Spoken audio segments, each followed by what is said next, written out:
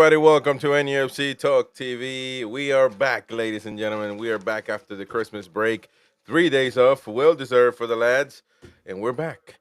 We're back. We got to do. Let me see. You got the audio here, the feedback. Yep, we got to. What we're gonna do now is we're gonna have the match preview. We're gonna talk a few things. I don't think there's much concern about our lineup. I think our lineup will be the same, to say the least. But we're still gonna give it a mention, of course. And other than that, we will talk about obviously Aston Villa. We'll talk about predictions. If you are part of the prediction tournament, make sure you are giving us your prediction. If not, it won't be counted. So make sure you get it in. There's a lot of people that don't have theirs in as we speak. So make sure to do that and make sure that I acknowledge it. Other than that, it might not be counted. Just because you put it in the chat doesn't mean that I will be able to see it. So make sure to do that, of course. And every comment you'll be able to see through the screen right now. As of now, we're gonna have an hour of preview, and then we're gonna go in and do the build up. Gary should be joining us in about an hour's time. I will be kind of doing this preview by myself, which is fine. And then we're gonna have the line match commentary, and of course, after that, the instant match reaction, which we always have in this channel. So hit the like button. Very important to start off on the right foot. Hit the like button. Not a lot has going on in the tune as of late because obviously Christmas and everything else, the festivities, and I hope that everybody has had a great Christmas, a great time with their families. New Year's Eve is coming as well, but that's another thing. But as far as Christmas is concerned, Merry Christmas to all of you, and I hope that you've had a wonderful time with your family. If not by yourself, whatever the case may be, Merry Christmas to you. Isaac is in the chat as well. Yes, we draw today, I think. Well, that could be. I mean, Aston Villa is a pretty good team, to be fair. They are a good team. So we are St. James's Park. There's some people think that this is where we're going to have to show our true face. And I do agree to a certain extent because you beat Ipswich, you beat Brentford, you beat Leicester. Weak teams. I know, although we haven't been able to beat these weak teams, we have never faced the teams as weak as Leicester, as Brentford, and you can say Brentford away. They gave us the business, so you can say that. But this was at home. They were away the first time around, or they were at home. Sorry, and the record at home for Brentford is unbelievably great, and the record away is unbelievably bad. So things were as they were really. They were great at home, but very poor away. Um, but then we faced a very poor Ipswich team. But look, Newcastle United did what they had to do. There's really no. Uh, I just say they were weak teams because they are, and but not to take away from Newcastle's win. What I'm trying to say is that now we have to show it against Aston Villa. Now we have to prove that we are back. I think that this will be the game. I think that this will be the game that might start turning heads towards Eddie Howe instead of Eddie Howe outs. There's a lot of outs yet, and Ipswich and Leicester didn't change that. To me, it didn't change anything, whether in or out. I'm Eddie Howe until the end of the season. Always have been. Let him do his work. Let him do his thing, and we shall see what happens at the end of the season when everything is already set and done, set in stone.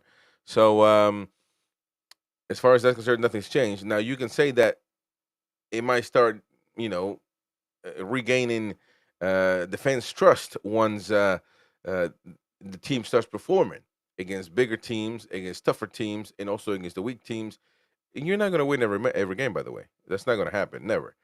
But at least you were consistent, and that's all we can ask for is consistency from the team, and to put us in a great place to finish in Europe. I think Europe needs to be the what we go and get every season. I don't think this one season away from Europe, one season in, one season out of Europe, one season. I don't think that's going to work. Newcastle fans want more. Propa, Geordies, and Newcastle fans want more, and they want Europe. They're tired of the having trash teams, and even sometimes teams that are talented, but they still don't get the job done. We're tired of that.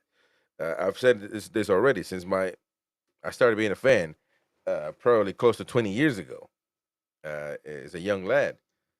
It's all been dross, and I've always been just attached to certain players, and that's what's kept me going.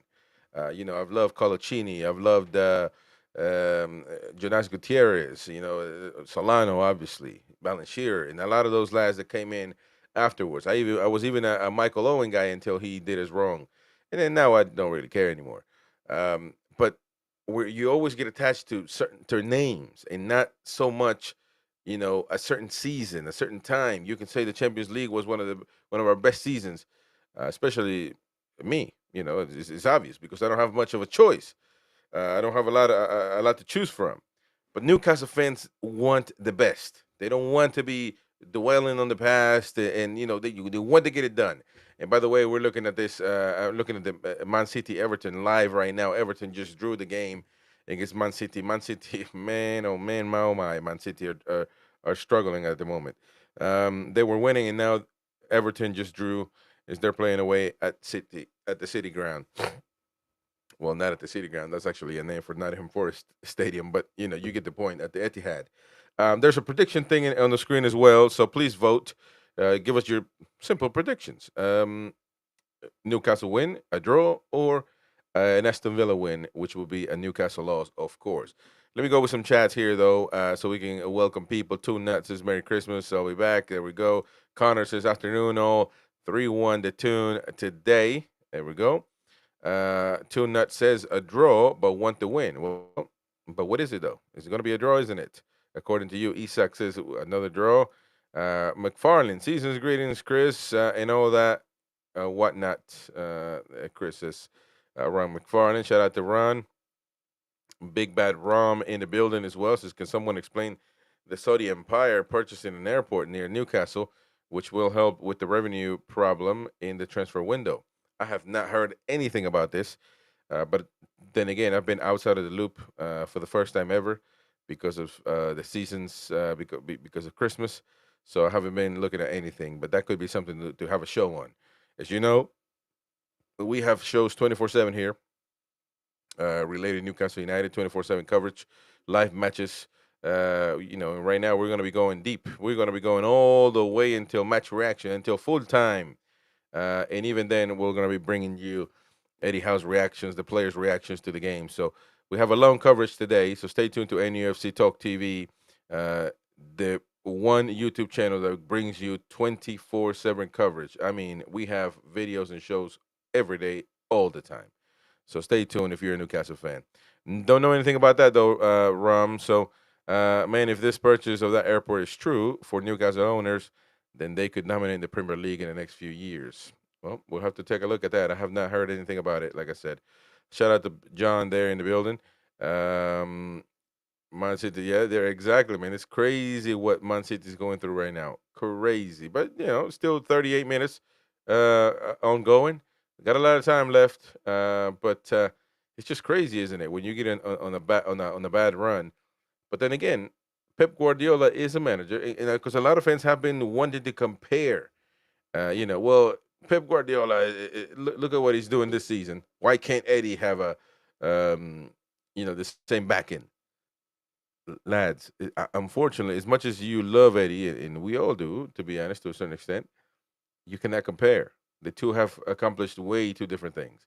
Pep Guardiola is their best manager in their whole entire history, and he has won heavy stuff, heavy, and I'm talking about heavy, not a cup, not a Carabao Cup, not a Intertoto Cup. He has won heavy, heavy, heavy stuff. Premier Leagues, all the cups, Champions Leagues, and so he's going to get all the time in the world. And this is just one season. Now, whether he's burned out, well, we shall see, and maybe it's a good thing for everybody that Pep leaves, if he leaves. But can I compare the two, man? You got to let them two work. The question for Connor is: question is the Willock or J7? Well, as far as I'm concerned, both teams, both players are available. As far as I'm concerned, And let me see in my on my injury list here. See if I don't have any. Well, for some reason, I'm not getting the stats of injured players. Oh, there we go. We got injured players here. And for Newcastle, well, I do have for Newcastle Joe Linton with a knock, doubtful. But I think it has more to do with his stitches on his face and everything else. So that's a good question, Connor. That's a very good question. And we're going to get into that in this first hour of the show, ladies and gents. We're going to get into the build up. Well, not so much the build up, the preview, the match preview. It's a difference there. And I think that we might get into that predicament to decide whether Joe Willock or J7. And you guys will definitely help me, though, because that's what we need you here for. Shout out to Trolls in the building. Says, shout out to him. Got Joel John. Is that because I know John is from Norway as well. So is that a Norwegian uh, phrase or is that what it's supposed to be? Merry Christmas. That would be interesting. There we go. PDK is in the building as well. PDK, shout out to PDK. His name is Paul. Nice to see Big Bat Ron as well. Rum in the building. Shout out to Jim Bob. Says 4-4. Gonna be a classic. 4-4. Wow, that would be a classic indeed. But I do hope it's more of last season opener Aston Villa repeat. You know what I mean? That would be great. And I think a win like that, and forget the goals, right? I mean, I know the goals have a lot to do with it, but forget the goals. We dominated Aston Villa on the pitch. Forget the goals. Forget the goals. Tonali was amazing, obviously scoring his debut match. But if we just have that performance, I think that we're going to be in an amazing situation, and that would be a statement to say Newcastle United are here and they're not going anywhere. You know what I mean? We had a bad run because that is true. You know, fans that get on Twitter after beating Leicester, after Ipswich, after Brentford, and they tell you, "Well, look at the bedwetters now. Look at the overreaction." Well, if that's the case, okay, let it be an overreaction. But let me remind you that it was Bruno Guimaraes who said our season is a disappointment. He said that. And he also said our season is a mess. He said that. All right? Fans didn't say that. Bruno came out and said that. So I don't think it's an overreaction by the fans. I think the players themselves, he also came out before and said, we cannot continue to play like this. And to got to get it right, basically. And something about the tactic as well can be changing or something like that. You can see the facial expressions of the lads on the pitch, on the bench, especially when Tonali wasn't being played as he should have been, right? So it wasn't the fans overreacting. It was everybody knew we were playing bad. In the beginning, we got results, but we were still playing bad. But we got results. Fair enough. We still criticized that though. We still said, all right, we're getting the results, but you still need to start playing better because there's going to be a time where you're not going to get results. And sure enough, we start losing, drawing, losing. And so it happened. And now the team seems to have been having now a different, I don't know, something different about him. And they're coming out and playing. But maybe it has to do with Eddie Howe making the right moves at the right time. You notice that if when Eddie Howe makes the right move, it makes common sense of his changes. We win. Do you understand how that works? Tonali goes in the six. We've been saying it, by the way. This is not rocket science. We said Tonali needs to be in the six. Fans that know nothing about the game, right? Us numpties said Tonali needs to be six. Bruno on the right, long stuff on the bench. Could be Willock, but more likely J7 on the left. He does that, boom, we start playing good. Common sense. Common sense. Shout out to Gary Mon in the chat as well. Merry Christmas, everyone. Let's pray Villa play their usual high line in defense.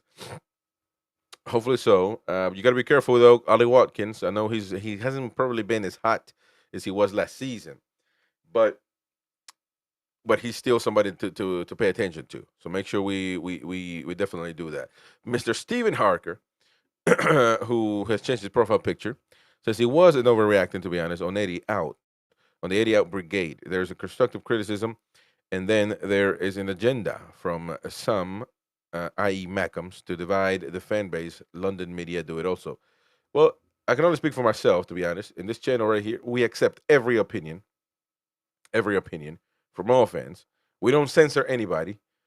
Freedom of speech does reign in NUFC Talk TV. And so people get to say whatever they want to say, right? As long as they remain respectful. But then again, it was the players that came out and said, our season is a mess. Our season is a disappointment. So we can't. Are they overreacting as well? Because if that's the case, perfect. But they are the ones on the pitch. They're the ones listening to what he has to say on the pitch, and they came out and said that, right? So I think overreacting is an Eddie out. I could get that, Stephen Harker. I can get that. I can understand that. Um, is it was it used to fuel the Eddie out brigade? Maybe so. But I can only speak for myself, to be fair. And I've always been said Eddie needs to stay until the end of the season. The problem is he was running out of time, and I think now he's kind of getting that time back. But then again, we have played against teams that we did what we had to do, but we still played against teams that we still will people will have their reservations when it comes to those teams. We still got to go out there and do what we did. So I think that on that sense of the word, we did what we had to do. Perfect. Eddie Howe did what it. The thing about Eddie is he made sense on every move, and I give him a 10. I give him a 9. And I'm not saying that my vote means anything. What I'm trying to say is I'm trying to explain my side of the story on what I think. Uh, I think that Eddie made the right move, and based on that, he got the results. You know what I'm saying? I still need to see Lewis Miley a little bit more now. When we're winning 3-0, he can't come in. I have an issue with that, right? But nothing is perfect, and so we will continue. But I think Eddie Howe has bought himself time, and today will be a great testament on what the team is actually about. The one concern that I have though is the long break, because you know it seems like we don't do well with that. To be fair, I mean, we were Saturday, and then we go all the way to Thursday. Um, so it's we don't do well when we have a long break. That's the problem. But we shall see. We shall see. Let me give you some insights about these two matchups coming up. These two teams. Some insights here. Newcastle United have scored 16 goals in the last 5 matches. That is unbelievable. That is great. That is great. We got to keep it going, but that is great. 16 goals in the last 5 matches. Are you kidding me? That's unbelievable. But before all this, we were draws. And it was a synonym. It was a parallel to what was happening on the football pitch, how we were playing. Now we're starting to play a little bit better. Given the weaker teams, we get to score more. So you gotta put that in perspective. But 16 goals in their last 5 matches. That's unbelievable. Two Coin Fred says 3 more today, I reckon. Well, you know what I mean. It could be. It could be. We always turn up against bigger teams. And we have done it against Liverpool, Man City, although we've drawn those games. We didn't win them. But we have a different attitude. We play different. And I think that needs to be pointed out. Another insight, Newcastle United have won the previous 2 matches against Aston Villa. Could you believe that? The last 2 matches against Aston Villa. Last season, obviously, the last 2 matches. The first one, the opener with Tonali scoring his first goal for Newcastle United. And then in the away matchup, and I think Longstaff might have scored that one, if I'm not mistaken. Aston Villa. Let me go with that. Aston Villa, if I'm not mistaken, remind me though, guys, versus Newcastle. And it will be an interesting match to see. Trying to look it up though. Um, well, it doesn't show me here, but I think Longstaff did score that one, if I'm not mistaken. Remind me though. Remind me in the chat. It would be great to know to remember that, and maybe Shar scored as well.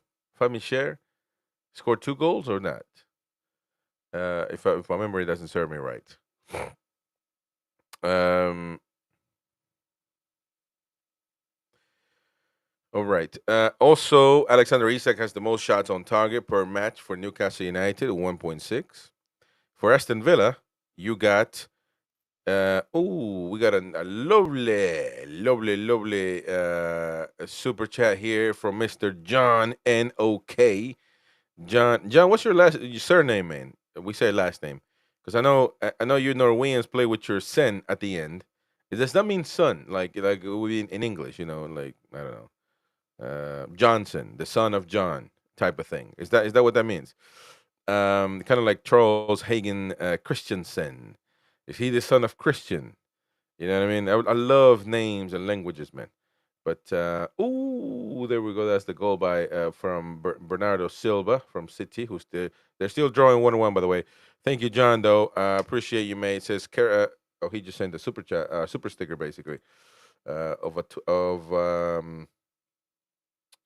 me see. There we go. Just super sticker. Thank you so much, mate. Appreciate you. 59 Norwegian Corona. Oh no, that would be no, that would be I got confused there for a second. Would be farmers in the chat as well. The Tonali injection, the Murphy wave, and the Isak resurgence has been huge for us. Yeah, it has. But Tonali should have been a given, man. That's why I can't get over. Tonali should have been a given. Put him on the pitch, get it done. Next, go to the next problem now. That's what I would have thought anyway. But neither here nor there. Boki is a proper majority Boki, man. And that's the thing. People say that proper majorities are the one never criticize Eddie. The ones from Newcastle. I guess that's what that means. And Boki is from Newcastle United, and he from Newcastle upon Tyne, and he criticizes Eddie a lot. Says Eddie is a good manager and will get results, but won't move this club forward. That's one opinion. That's one opinion, certainly. Thank you to Charles, man. Appreciate you for gifting the membership. Thank you so much. And that has gone, of course, to Barbara Faye. Barbara, I thought you were a member, Barbara. Come on now. Resubscribe, ladies and gentlemen. Don't forget, keep your membership going. But there we go. Barbara Faye gifted a membership. Welcome back, Barbara. Mark Wagstaff says, be a tough game this, but 2-1 win for the Mags, I predict. It's Mark. Welcome, Mark. Thank you for being on the show, mate. And we got a long show ahead of us, ladies and gents. We got a long one. So make sure you hit the like button. Subscribe. Very important. Subscribe to the channel. Hit the like button. Keep us going. You can also super chat, gift memberships away, bottom right-hand corner. Hit the $sign. Follow the steps. It helps support the channel. Become a member yourself. You'll get a lot of perks, access to all of our shows. A lot of this, our discussions, our yelling and our debating. It's me and the Mighty Win will never agree on anything, so we debate a lot. So if you're scared of the kitchen, if you're scared of the heat, get out of the kitchen, baby. But if you love the debates, stay on and do your thing. Mighty Win is going to be, it's Boxing Day today, so he's going to be in the stadium.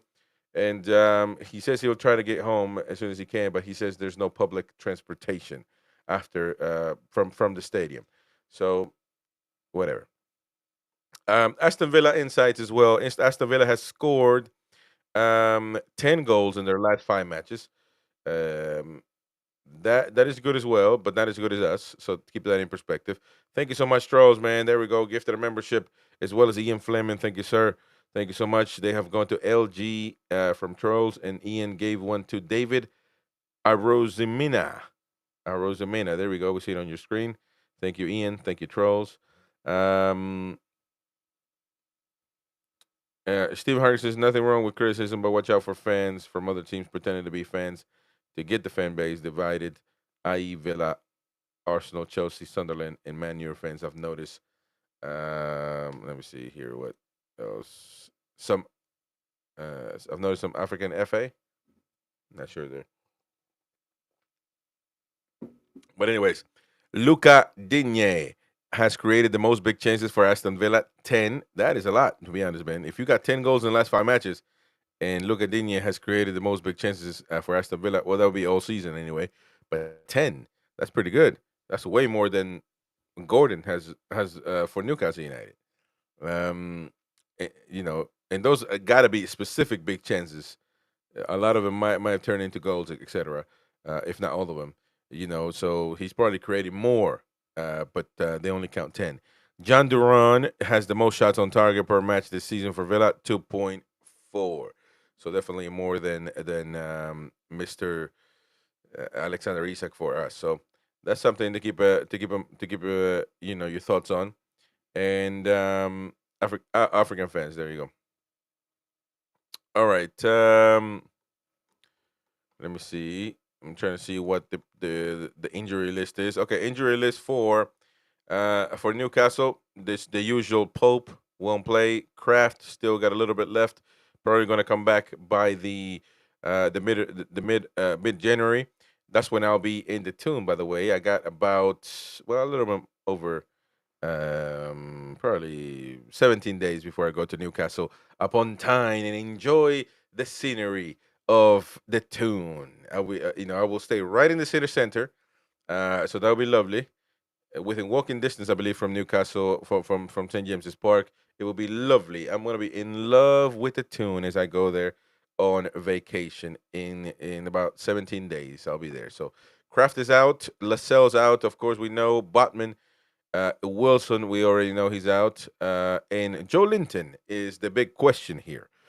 Um, you know, here's the thing, man. Joe Linton is, if he's fit, he should play this game. I think this is a must-win game. I think this is a game where we come on and prove that Leicester, Ipswich, Brentford are not just against the weak teams, or super weak teams, I should say, to be fair. So I think that if I have the chance, I'll put Joe Linton in. I wasn't too happy with Joe Willock's games, the last few games, to be fair. But I think he's doing decent, normal, but not really playing amazing. Joe Willock. So I mean, Joe Linton is the clear start, the starter for this team. That's no questions asked, in my opinion. So um, Trolls having a rant there. I'm so sick tired of the idiots in the southern media and Italian media thinking they will get Tonali back. Shut up is all I have to say to all of them. Go play tag on the highway. Joke, of course. Look, but here's the thing that I got to say about that though, Trolls.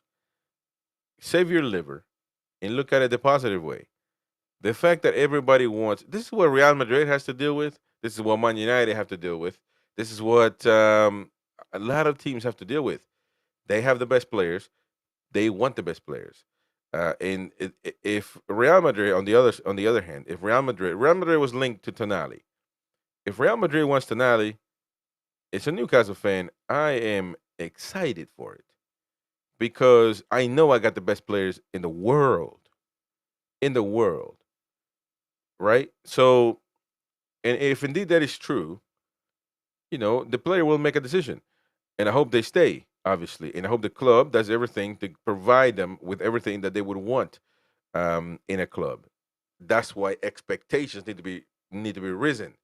Because if we're a club that is happy with being a mid-table team or a team that just qualifies for Europe every 5 years, every 10 years, let alone every 20 years, then we're in the we're in the bad way. You know what I mean? We shouldn't want that. Fans should not tolerate that any longer because we've tolerated for a long time. So I think that's the problem. Tonali won't want to leave. Do we have the best atmosphere, best fans? We have, as far as warmth, we bring to the players outside in the streets. They go to certain places. We don't bother them. You ask for a picture here and there, but they can live their lives, right? But they also want the best is in a career. And I think that if if that we can't provide that for them, they're going to leave regardless. We have to provide them a team that is in Europe all the time and that is fighting for its league. It might take a little longer, but we have to get it right, though. We have to get it right. Alexander Isak will be the same. Everybody wants Isak. I love it because we have him, and everybody else wants him, and they hate the fact that they don't have him. And I love the fact that they don't have him. You know what I'm saying? I think that's amazing. Arsenal, Chelsea, everybody, look at them. Everybody posting. We should go get Isak. We can't get mad because we imagine we do it to we do it to Brentford. We talk about Embuemo. We want Embuemo, but there's a trolls that's a Brentford fan saying those Newcastle fans they better go play tag in the highway. You see what I'm saying? It's just football. It's a dog eat dog world. But the fact is, they can't just get Isak. They can't just get Tonali. You know what I'm saying? They're gonna have to pay, and the player must want to leave. And so what we gotta work on is invest on our players, and that means putting them in a position where they can win, putting them in a position where they can be successful in their careers. You can't guarantee to win anything, right? You can never guarantee that, but at least you guarantee we're going to be there trying every single season. And if you give players that, the chance is going to be higher that they're going to stay in the tune. So that's why I don't really get mad when media that they're going to do. You know why Italian media does that about Tonali? Because Tonali is the best midfielder they got in the world. You see how big that is. We have Italy's best midfielder. Italy is one of the biggest nations of football in the world, and we have their best midfielder. They're going to do that. They're going to do that. We have their next Andrea Pirlo. You've heard it here. I'm telling you. So you better believe it, man. You better believe it. We have a lot of those tools, but we need to implement more. We need to implement more. We need to implement more. All right. Let me see what we can do here because we need to hit the like button, folks. Very important. Please do that. It helps us out. It helps us out, as you guys would say in Geordie land. Um, let's look at some similar stats from. Oh, wow, look at this, man. Some interesting stats from Aston Villa and Newcastle United.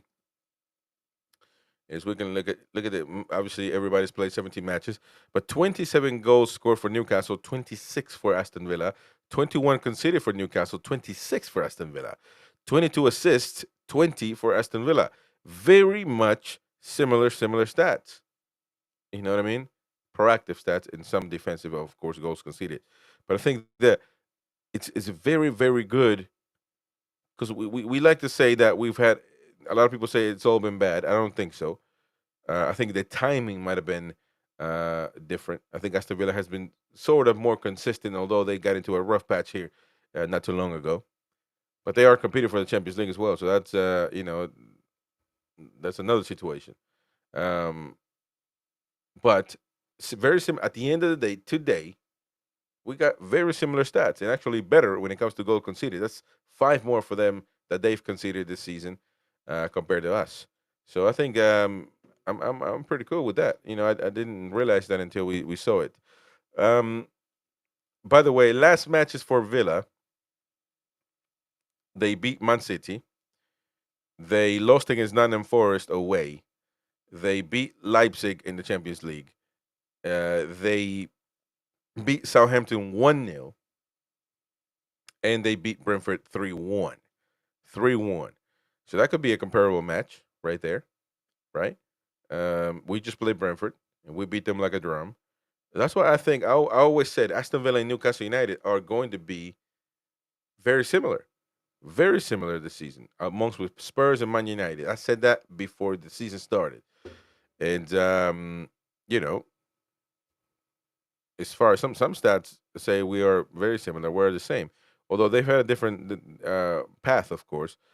We've kind of shot ourselves in the foot a lot of times, but we are there as far as the table is concerned. We're very much indeed, close to them. Let me see. Gary Mullen says, good comment here, positive comment. I have no doubts that we will qualify for the Champions League this season. Tonali and Bruno have now clicked and are destroying teams in the midfield. Well, I hope that's true. First of all, we got to continue the. For me, um, I don't like to go on hopes and dreams. I'm not saying you do, Gary. I think you might have something there. You specified the midfield, and I think that for the most part, when we do the player by player with everybody else, we beat them on the midfield almost every time. I don't know if we did that against Man City. We did it, but maybe. But I don't know how it turned out then.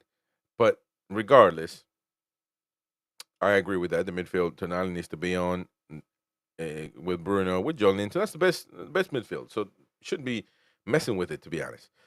But I like to go on performances, on how we're leading up to that. So I couldn't say that that was the case, or I believe that was going to be the case before we beat Leicester, Ipswich, Brentford. And to be honest, I'm not so sure now either, because those are extremely weak teams. I know there was a thing that we couldn't beat the weak teams, but these are weak of the weak teams. You know what I mean? So I mean, I'm still not there yet. I'm still not there. I think we need to prove that we can. Um, Now we beat Brentford. That's mid-table. I think that's a positive one. But they didn't start in Wembley. That was kind of weird. Anyway, we got to see how we do against Man United, which is coming up very soon. The next one, we got beaten by West Ham. We couldn't beat Everton, but then we couldn't beat Crystal Palace. And below that are super weak teams. You know what I mean? So when you put everything into perspective, you got to put that in the pot. Those teams that we just beat, other than Brentford, are extremely weak teams, and that's why I can't say that we're gonna qualify for Champions League. You know what I mean? That's why I got my reservations. Shout out to Mansell Hensel in the chat as well. Brent says this needs to be a W so we can really start rolling downhill. 3-2 Newcastle win. 3-2. Wow. Dubravka. Let me know about Dubravka as well. What do you guys think? What do you guys think? A lot of people don't really like Dubravka, man. They feel like he is. He's a liability. In my opinion, he has done nothing wrong. To be fair, let me fix my hair. Nothing wrong. I think he's a really good goalkeeper. Unfortunately, he's going to leave. And so there we go. We got more comments. Beer Viking is in the chat as well. Afternoon, just woke up. There we go. Um, so Niall says, gonna be back later. 3-0 to the tune. So Trolls says, I mean, not Trolls, Niall. Sorry. Niall says 3-0 to the tune. Where is Niall now?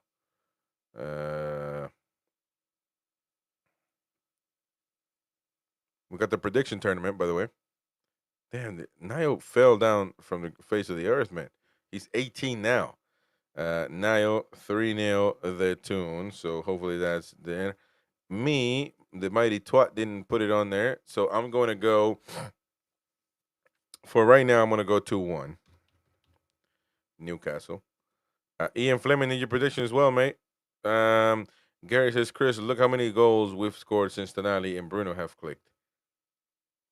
Well, again, every time I hear that, I'm going to clarify what's actually happened. Tonali and Bruno didn't just click. They were put on the pitch together, and they clicked. You know what I mean? All you had to do is put Tonali on the pitch. And unfortunately, Eddie didn't do that because he had other preferences. So let's be fair, Gary. But I agree with you. We scored a lot of goals. So that can be the case. But then again, we're going to have to prove it against the Villa team, against Man United. We're going to have to prove it against those teams. You know what I mean? We're going to have to prove it. That's where I'm at. That's the only difference here. So let me tell you something. By the way, we need predictions from Ian Fleming, which I'm gonna go down and see what Ian Fleming said something. Well, we need predictions from Ian Fleming. We need predictions for Queen of Heart. We need predictions from Antagonizing Jordy. Predictions from Beer Viking. Steve Rock the Tune. George Eaton. Josh, Ronald Turnbull, Jonathan Shaw, Trolls, Paul, Foxy, Beard, Marky, and Brian Scott. So we need predictions from a lot of people. So if you want points tonight, you better give them to me. Because I can't be babysitting you guys. Niall, I got yours in. Beer Viking 3-1, he says. So there we go. We're putting in the predictions right now, and everybody else, let us know what you think. Beer Viking says 3-1 Newcastle. Queen of Heart, need yours as well. That's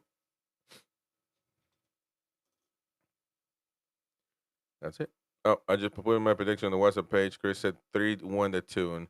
Says Ian Fleming. So we're going to put that in right now. I got the score sheet. Ian Fleming is fourth on the table, and he's going for a 3-1 Newcastle United. See, I tell you what, let's share right there on the screen. Look at that, man. We got to put it in. We got to put it in, lads. So let us know. I go 2-2 to Trolls, so we're gonna go down all the way down to Trolls. Trolls is come on, man. You gotta 2-2. You said. Well, hopefully you get some points out of that, man. Cause we need it. Well, let me know, Queenie, because the WhatsApp is I'm on my PC right now, so I mean if it is on there, we'll check it anyway. But right now at this moment I can't. Jonathan shows us 3-2. So there we go. See, now everybody's putting their thing. Come on, man. You guys need to stop letting me babysit you. I think I'm going to have to not say anything once. And then once you get the point, you guys will figure it out. DX is 1-1. What the hell does DX say? Rock the Tunes is 2-1 Newcastle win. Well, you can tell Mighty Win hasn't been doing his damn homework. Because he hasn't been putting any of these in. 2-2 says Queen of Heart. There we go. When Mighty Win comes in, make sure you let him know he's been worthless at his job of updating this thing.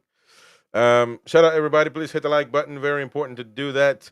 Keep us going forward. Kevin Myers says, "Oh, Kevin Myers, I think is that are you do you live in Arkansas, United States?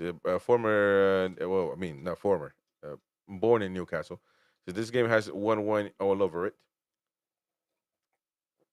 1-1, man, that would be to me. It depends on the win. I mean, not the win, but the way we play. But I don't think I'll be satisfied with 1-1, man. I think we need to. Well, it depends. Like I said, it depends on the performance. By the way, it looks like, oh my goodness, Haaland missed a penalty. Wow, well that's a shocker. Haaland missed a penalty, and Mister Short Arm Pickford is the hero once again at Everton, or not at Everton. They're playing at Man City, but there you go. So interesting. Yeah, I got your 2-2, Queen. Got it now. Sorry about that. Everybody's predictions are wrong. We only score 4. We only score 4 in a game now. Well, hopefully that's the case, mate. Hopefully that's the case, is Gary Mon. Tiger Studios, afternoon, lads and lasses. Shout out to Tiger Studios. Tiger Studios is one of the big Eddie out guys at the moment.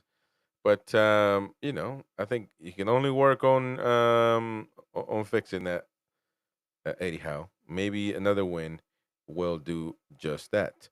Haaland, be humble. If that fails, just be rubbish. Yeah, man. Well, it's Man City are going. It's a bad run they're on right now at the moment. Woodfield Farmer says, I see a 3-2 thriller with Almiron scoring a 90-minute screamer. Well, wouldn't that put something in his look? Almiron is another thing, I'm I don't know what to do with Mr. Almiron, man. He's just not enough, is he? I mean, it's unfortunate, but at this moment, he just hasn't been performing. And when that's the case, uh, I just I have mixed feelings with Almiron. I don't know what you guys feel, because I feel like he can still play. For some reason, I feel like he can still get it done. But when I see him play, it just tells me, you know, the opposite. So maybe I just need to say, look, this man, he just can't do it, man. He needs to go, and that's the case.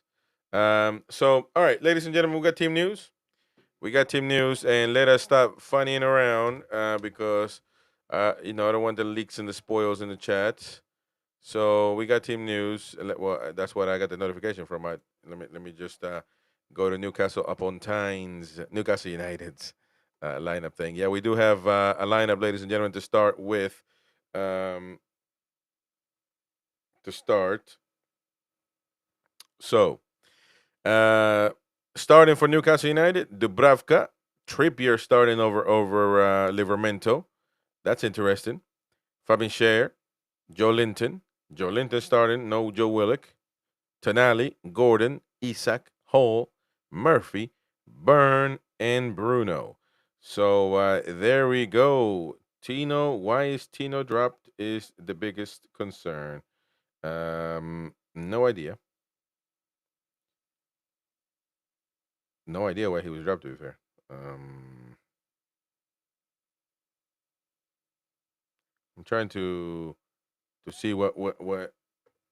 Yeah, no, that is the team news, and we're gonna share it on your screen. Though we're gonna put it up in a minute, and we're gonna get into once Mr. Gary, our Gary Thomas comes on. We're gonna have that. Okay, so it looks like Livermento will miss out due to illness. Due to illness, ladies and gentlemen, we're getting that latest from Craig Hope that Livermento is going to miss out the game because of illness. So there we go. Interesting, interesting, interesting. Let's move on to the lineup right now on your screen, ladies and gents. Apparently, Tino has an illness, and that's why he's not on the team right now. Um, just to recap, we're not going to do too much analysis until Gary gets on, and we can chat a little bit. But it's right there in front of you. Martin Dubravka confirmed now. Martin Dubravka, you got Fabian Schär, Byrne, Hall, and Kieran Trippier on the right. Midfield: Bruno Guimaraes, Joelinton, Tonali, Murphy, Isak, Gordon. So it says PDK Tonali pissed up. I mean, sorry, Livermento pissed up. That's a good one. That's a good one. So there you go. I mean, that's the line that we would have brought up anyway. But before we move on to kind of the starting the build up or whatever, I want to start my question that I love doing all the time. And we're gonna get into the lineup, so no worry. We got a long listen, man. We got a long time, so calm down. We're gonna get into the lineup. We just gave it to you, so nibada man, nibada. But I want my question answered here. Players, top players are players. It doesn't mean top any player that has played for both Aston Villa and Newcastle United. I want them in the chat right now. Players that you remember that have played for Newcastle and Aston Villa. Who would you come up with? Let me know in the chat right now. And the chat will be scrolling through your screen, of course. No. Trolls, Tonali's not on the bench. Tonali is starting. So Tonali is starting. Tonali is certainly starting. Players that have played for Aston Villa and for Newcastle United. Who come up to your minds? We got Mighty Win. There we go. Mighty Win is funning around, getting drunk. He's right. Solano, one of them. James Milner, that's another one. Matt Target played for. Oh yeah, did Matt Target did? Oh man. Well, I forgot Matt Target was even playing for us, man. I thought he was retired on a 150 a week. But the lad from Leeds, can't remember his name now. James Milner, you mean? Trolls. James Milner, certainly one of them. Shay Given. Oh, that's an interesting one. I actually forgot about that. That's a good Shay Given, yeah. Shay Given. Charles is Lee Boyer. Aaron Hughes played 8 seasons for Newcastle United and then 2 seasons for Aston Villa. Nobi Solano, we mentioned, of course. Steve Watson. Steve Watson. There we go. Wow. Steve Watson is a good one. Okay. Shea Given did play for Aston Villa in 11-14, which totally forgot, to be honest. I should have known that. Should have known that. Carl Court says Stephen Harker. What about Habib Bai? You guys know that name? Then he played literally. He played one season for us, and then one season for Villa. Not much there. Nzobia. Oh, Charles Nzobia. Yes, he did. Yes, he did. That's a good one. Matt Target, of course, we didn't mention him, but well, somebody mentioned him. Alan Thompson. You know who Alan Thompson is? Played 2 games for Newcastle in '92, and then 49 games for Villa back in '98-'99. There we go. Uh, Wayne Routledge, 2009 and 10, 34 games for the Magpies. In 07-08, 4 games for Aston Villa. So Ronnie Johnson, Ronnie Johnson as well. Yeah, but that's a good one though. Beer Reagan. He only played 3 games for Newcastle and then 49 for Aston Villa. That's pretty good. That's pretty good. Stephen Ireland. That's a good one. Marlon Harewood. That's another good one. Kieran Clark. Wow, Kieran Clark. That's good right there. I see. I forgot all about that, man. Wow. Be right. Be right and cheating.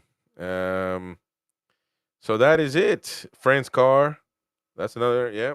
David Ginola. Nobody brought him up. Wow. Nobody brought Ginola up. He played 1 season for Aston Villa after the Mags. Interesting. Wow. Altogether, from this list, uh,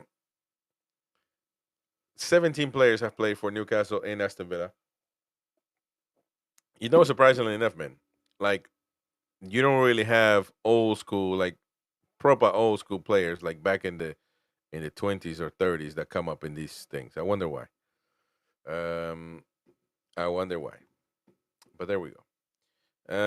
All right. So let's talk about the lineup again. Let's bring back the lineup, ladies and gents.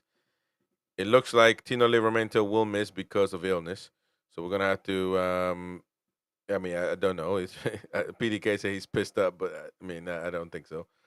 Um, that's funny though. That's funny. He probably ate too much, man. When you eat too much, when the holidays come up and you eat too much, man, and you've been a proper footballer, you eat salad and all that soft stuff, and then you start eating pig and turkey and all that stuff. It mess you up, man. I'm telling you. I don't know if that's the case for Livermento. I don't know what he has, to be honest, but he is missed out on this. Peter Wolf says 3-1 to the tune, according to him. Um, man. Kieran Clark, yes, we're Viking. Kieran Clark, man. But anyways, hit the like button, folks. Come on, help us out. Help us out. As we do the build up right now, Newcastle United set to face Aston Villa right after this Man City Everton matchup that is on 60 minutes, 66 minutes undergoing right now, underway. 1-1 draw. And it's looking like City better score, man, because it's something, it's not good for them. Beer Viking says Mighty Win is permanently pissed. He still performs. There we go. Perform somewhat. Perform if showing up on screen means performing, yeah, I guess so. But as far as what he says, I don't know about that. But what do you guys think about the lineup, though? Interesting lineup, isn't it? Let's show it again. There we go on your screen, ladies and gents. Interesting. I think it'll be. I think it's going to be a great. To be honest, a great thing for Trippier to come on and see what he can do. I think it's a good one. I mean, to see what he's all about. We kind of mentioned that to be kind of a kick up the butt for Livramento because although he's very active, very on, like he goes forward a lot. He's not really. Every time he goes forward, it doesn't really have much of a threat, to be honest. I know it's kind of weird to say, but Livramento is finishing. His finishing abilities is not there yet. So we kind of mentioned that. I think one of the only things that me and Wayne probably could have agreed is that he might have needed a little bit of tough love. Um, but I mean that's going to happen now, but because of illness. So it may be interesting to see what Mr. Trippier can do starting from the bench. So I think that would be good. Let's see if after today's match, all the Murphy statue builders are still coming for me. The Murphy is another question. He's going to be on the right, and I think to be honest, Beer Viking after this, it's going to be he's not going to be subbed up at all for Newcastle. He's going to be the right winger, and that's just because we don't have another guy that can do that job. That's my opinion, though. I think he's probably the best performer out of the ones that we have available. Now, like I said, if you want to try something new and put Barnes there, Barnes is a better player than Murphy by a long shot. So I think he can do a job. I think he can do a job. But I think Eddie, because of I think Murphy is Eddie's new long staff. I think he loves that. He loves having that guy that he's intimate with, and I'm not talking about the good sense of the word. That player that he you know, is his guy. He had that with Longstaff. Obviously, Tonali came on. He tried to keep that going forever, but he started getting boos as well in the stadiums. As much as the mighty win says we don't boo and whistle, he started getting whistles every time he made a substitution for Tonali in for Longstaff after Longstaff started. He came out and said that he wants the fans not to whistle um, and whistle after the game type of thing. He started getting the heat, and he didn't. So is the poll not work? Yeah, it isn't working, is it? Can you not vote? What the hell? The poll isn't. So thank you, both sensible moniker. The only person that let me know the poll isn't working. And we've been going on for an hour already. So appreciate that, mate. And let me see.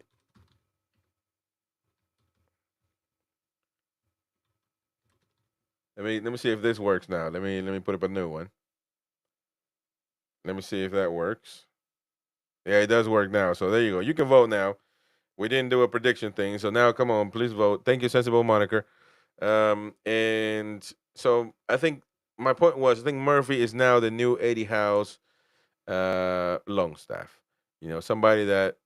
But to be fair with him, he doesn't have anybody that's really making a push for that position on the right side. He doesn't. Who would you put Beer Viking? Who would you put over Murphy? To be honest, I don't think you can reason anybody could. Like I said, I would probably if I wanted to be different and if I wanted to do something, I think Eddie might be. He puts Barnes there with a lot of minutes to go, so maybe he's shaping him into that position. But other than that, I just don't see who else. Barnes all day. Okay, well Barnes all day. Well, I could agree with that. I could agree with that. But then some people will say, well, he's not a right winger. But I think Barnes could do a job. Certainly has every time he comes on for Murphy. So yeah, well, I could agree with you. I'm not going to disagree with that. But the point is, though, if I think the system has benefited Murphy because of Isak's dribbling on the left, for him to be wide open to shoot, he still misses a lot. But the fact that he will score a few, and that's benefited in the public eye, that's benefited Murphy tremendously. And so, yeah, no, I think he did have a good game though against Ipswich. To be fair, and so, but that's the thing. The thing. Um, you try Lemon Tea here says, well, Lemon Tea, you and Willock on the team as well. That'll be interesting to see what your what your explanation is for that. But you said right there, you're trying to oust Murphy. It's like trying to say, who do we put instead of Isak? He's doing nothing wrong. But that's the problem, isn't it? A lot of Newcastle fans nowadays say, "What has he done wrong?" instead of saying, "What has he done great?" When people were saying Longstaff needs to play for Tonali, people say, "Well, Longstaff hasn't done anything wrong." Is if we're expecting for him to make mistakes, and when he doesn't, we need to celebrate that. What is he doing right? Tonali miles ahead of him as a footballer in quality. It's nothing. It's not about what Longstaff is doing. It's about what Tonali can do and has been doing now that he when he is on the pitch. And so I think Murphy's playing because there's really not much of a push there on that right side. Now you could say Barnes is a better quality player. I would agree, but because of Murphy has been scoring, it has been uh, doing some things in the last 3 games or so. People won't have that because people only see goals, and in Murphy's not going to be a top goal scorer for the Premier League for Newcastle United. So him scoring goals really is not something to go on. It's about the quality. What is he doing as a right wing that's going to benefit Newcastle United in the long run? I don't see that. But at the moment, he's having these performances, so he will play. And to be honest, I don't I don't have a debate on that. To be fair, but it's not about what he's not doing wrong. It's about what he's doing right for the team. And at the moment, Lemon, you can say, well, he's doing right. He's scoring, he's assisting. I will shake your hand, and that's it. I don't trust that Murphy can do that for Newcastle United for seasons to come. But I could agree he's doing it right now. We'll see how long it lasts, right? But in my opinion, Newcastle United fans, we need to move on from this. Well, he's not doing anything wrong. It's how is he making the team an elite team? That is the question out there. Jim Bob says we will see after 60 minutes. There we go. We will see. We shall see. We shall see. Um, lemon tea, lemon vodka says with me farmer. I love me some sweet, ice cold sweet tea with a little bit of lemon in it. Um, well, Tonali has that spot not long, and Miley is going to take long stuff. Long stuff has done his part. I could agree with you. I would start putting in, um, Louis Miley, because he is the expectations on him are much higher than anybody else. So you need to put him on the pitch. Sensible moniker. Barnes can't be trusted to turn up. He's a bit soft mentally. You think so? You think Barnes is the second most effective player, top scorer for Newcastle United? I don't know if he's soft because when he gets the ball, he scores. So I don't think I would use that for that. Um, Dimitri, he said, "Oh, we got Gary in the chat. I can hear myself though, Gary. Okay, he's gonna get it sorted. He's gonna get this sorted. Uh, Limited. I get it. You're going on and on. We all know Murphy's not the long term solution. Just like Bruno is not the answer as captain. Just like Pope is not the answer as goal. Just like Shar is not. Well, I don't know. You said all that. I didn't say. I think Pope is a starter. Might not be. When you're in the league club, he might not playing. Might not be playing. But I don't. Nobody's really questioning Pope to start or not. I think people do question Murphy.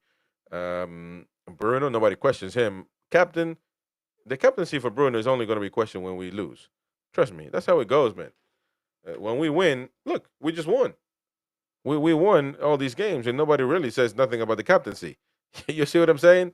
Just kind of how the cookie crumbles, man. It's but um, that's just the way it goes, though. That's just the way it goes, isn't it? So all right, we got more comments in there. Hit the like button, folks. Help us reach as many people as we can. We are got over 100 people watching at the moment. Newcastle United set to face Aston Villa at Newcastle United at St James's Park, and it's going to be a great atmosphere. I'm assuming because we always do turn out for these big teams, and hopefully the team will. Team news is out already, and they have really good. I've got really good vibes. Tonali starting everything, even Trippier. I think that's going to be, it is what it is, isn't it? I mean, I think Trippier can start if Livermento's not fit, and we shall see as well what he can do. I mean, we will see what he can do. Trippier is, I wouldn't want him to leave, but he's the one that seems to be urgent to leave. To be fair, don't know. Don't know. Beer Viking says Murphy can't be trusted to turn up. 16 appearances scored versus 2 teams only. John says sell Miggy, Target, and Longstaff. Well, that's a point right there. But everybody needs to listen to Mighty Mag, though. Smash the like button, please, and subscribe if you're new.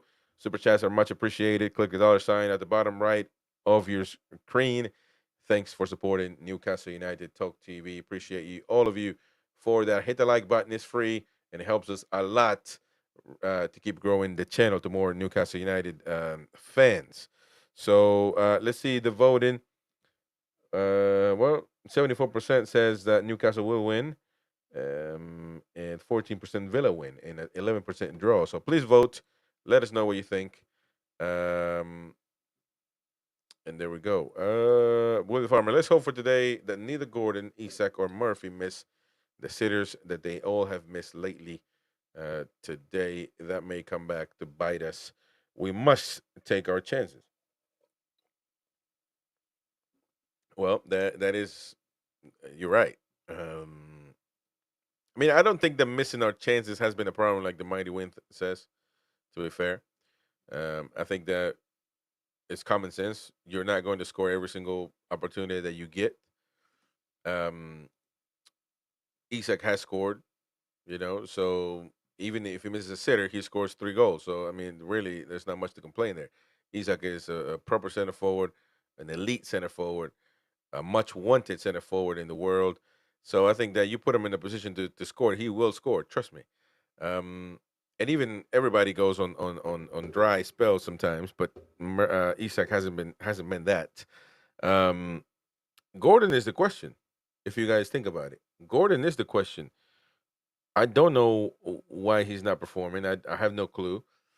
He's playing on the left, so I'm not. I don't know. I mean, he's got all the money in the world now. He's an international lad. I mean, some people might bring up the fact of the England thing, but man, that's come on, man. We got to move on from that, man. We got to move on. Now you got a new manager, new hope, new dreams. So they got Tuchel in now. So if that's the case, you got to get that right, man. You got to move on from that Southgate debacle. We agree that he should have played, but he didn't. So now we got a new manager. I could understand if he had the same manager in England, because the same guy is gonna screw you over every time. But no, we got a new manager now. I said we, you guys got a new manager, and that's it. You know what I mean? So mentally he's got to get it right. Something is not clicking with Gordon not performing as he could, and I think that's the biggest miss right now. One of the biggest misses. So I think he's trying a lot though.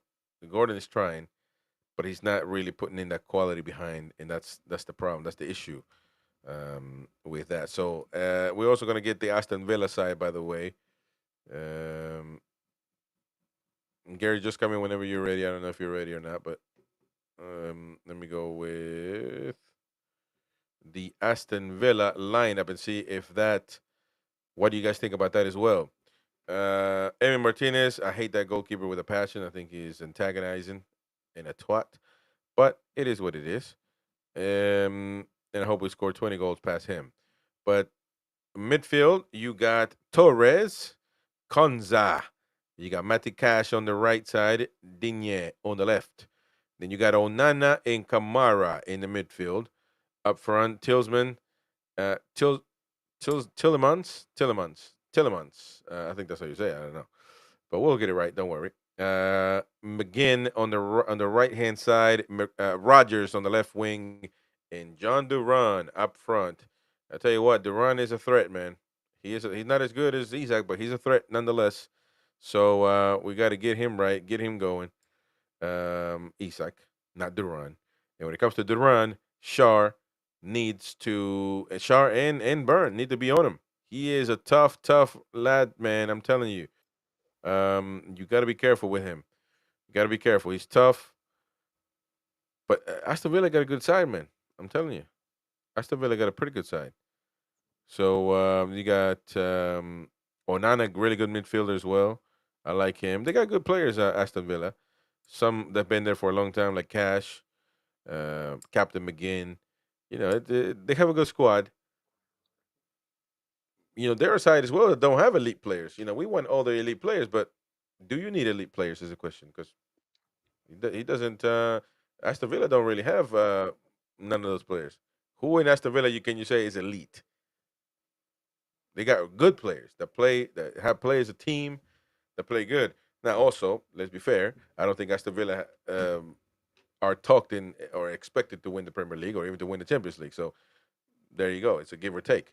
Um, I think once you have those elite players, people will want that all the time, and I think that's the thing. But I mean, Aston Villa, that's the lineup, and for Newcastle, just to remind, Dubravka, Fabian Schär, Dan Burn, Lewis Hall on the left side, Kieran Trippier, Bruno Guimaraes in the middle, Tonali, Joe Linton, and up front, Murphy, Gordon, and Isak. So there we go. Lemon T says the goalkeeper is the only elite player they have. No, see, even then, I wouldn't.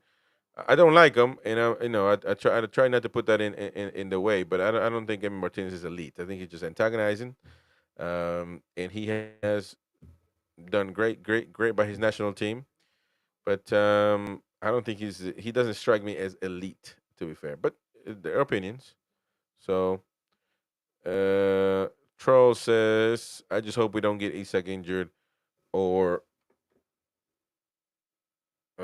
let's go with injured or Gordon. Then no scoring at striker position will go center. And we are there you go. Gary, you there? Yeah, I can hear you. All right, there we go. Sorry about that, boys and girls. I'd got a new toy for Christmas. I'd got a sound card, and unfortunately, Hey, yeah, I know. that's good. The only problem is, like, obviously, I hadn't had chance to set it up properly yesterday, and I've got a new webcam which seems to be very, very bright. Let me just turn this baby down. Yeah, I can tell you got a There new you camera. go. Yeah, yeah, it's crazy. And like I say, I've still got to sort out all the bits and pieces yet because I just haven't had a chance. But happy Christmas, everybody. Well, happy Boxing Day, and happy Boxing Day to you, Chris. Ah, I bless you. I know you've been working really hard for over an hour. I've had family with me, but it's been a lovely morning. But like I say, business time. That's how I look at it now. It's Yes. business. What do you Um, think? What do you think about the lineup, man? Well, it's Trippier a bit, up, yeah. in. I was a bit strange with that one, to be fair, because I mean, the only thing I can think of is obviously maybe Tino's picked something up. Well, no, it's confirmed. Tino. Well, Kirk Hope saying that Tino has an illness, so there you go. Yeah, I was going to say the only thing I could have thought of, if I'm honest, was Tino's picked something up that wasn't, making him feel well, or he's picked a slight strain up or something like that. But this is going to be a test for Trips, to be fair, being thrown straight back in because he hasn't had many minutes. And we all know what Aston Villa have done recently; they've played really well, um, and it's like I said, they're going to expect us to press. I think fans expect us to press today. And as we've seen recently, as we mentioned before, what we've got to be careful of is how good Villa have been on the break. So the likes of Trippier, the likes of Hall need to do a lot of work. And if we're going to rely on Hall to do the work, the leg work, and Trippier just sit into a three at the back, um, we'll see. But again, is it a detriment to the side? Well, like I say, the only thing that's happened with Trippier is he's got slower. Um, I'm hoping his delivery, from what I've seen, it's not been fantastic. But again, we know he can produce the goods from a dead ball situation. So I was a bit surprised, but like I said, if he needs to come in, he needs to come in and do a job. He's certainly got the experience and the leadership, so I'm hoping that will give the lads on the field a little bit of support. Um, but yeah, I mean, let's just keep our fingers crossed that he's sharp, and he shows exactly the reasons why he's been picked because we all know he's got the brain to do it. It's whether his body's got the speed Well, to do it these days. to be fair, I think a lot of people have been saying they want him in the team um, with Livramento available. So I think this will be a game maybe where Trippier proves that he can do that. But but then again, if you go on everything else that's going on, does he want to prove that he wants to be here? That's what I mean. That's uh, there's a lot of rumors that he doesn't want to. He wants to leave. Wants a change of scenery. I've also seen pictures with him and his kids about a potential, if not already, academy. With his kids going to the academy of Newcastle, ready for the Newcastle start. He posted. So I mean, you wouldn't do that if you want to leave. I don't think. Other than I guess No. you can afford to put them in and then take them off. I don't know, but um, Yeah. there's a lot of questions, about Trippier, and I think tonight the way he I performs. suppose while he's working for Newcastle, it's easier to keep, especially kids of his of what he's got. I mean, obviously he's going to be down in the under 15s at some point, so that's very much again. It may not be contractual. It may be the fact that he's just getting a pat on the back type of situation. It's very difficult, you see, when you got a parent who's a like Trippier, who's been looking at moving on for some time now. If he has put his child into the academy side of things, uh, then there's got to be, like I say, if Newcastle are thinking of getting rid of him in January, there won't be a lot of contract or contractual basis towards this child, because if he does go to Saudi Arabia, say, or wherever he goes, then the child will obviously go back to his mum, and we know his mum's not in the northeast. Apparently, she's gone back to Lancashire somewhere. So there's lots of question marks around where he is at the moment. So for me, like I said, it's not what he does with the child. It's not what he does in his personal life. It's what he does on the field. Yeah, no, that is true. That is true, certainly. Hit the like button, folks. Hit the like button. Other than that, some people were doubting thinking that Joe Willock still was hurt. I mean, on certain websites, he still has a knock, but certainly he's playing over Willock. Some fans, though, had the thought that you shouldn't risk Joe Linton. I don't know. I think this is a very important match to prove that we can what we can do moving forward, and that Ipswich and Leicester and Brentford are not just against the super weak teams, and that we can continue that consistency, those matches, that form against the teams that are in our league, basically. 'Cause I think Aston Villa, Man United, Tottenham are in our league, and it's time to prove that we can do that. What do you think? We should. I don't know. I mean, I don't know how that. He might have stitches, Joe Linton. I don't know. I mean, a bump could open him back up. I have no clue. He's Uh, got. I mean, he's got a facial injury, and like I say, we see players play football these days with eye socket fractures, which is a lot more detrimental because then they wear the special masks. Oh, there we Trolls has go. just put something through, so Charles I'm just gifted a going to say, membership. Thank you, Charles. Another one. Thank you, mate. And that has gone to David R. David R. There we go. Congrats, David. And consider renewing your membership, of course.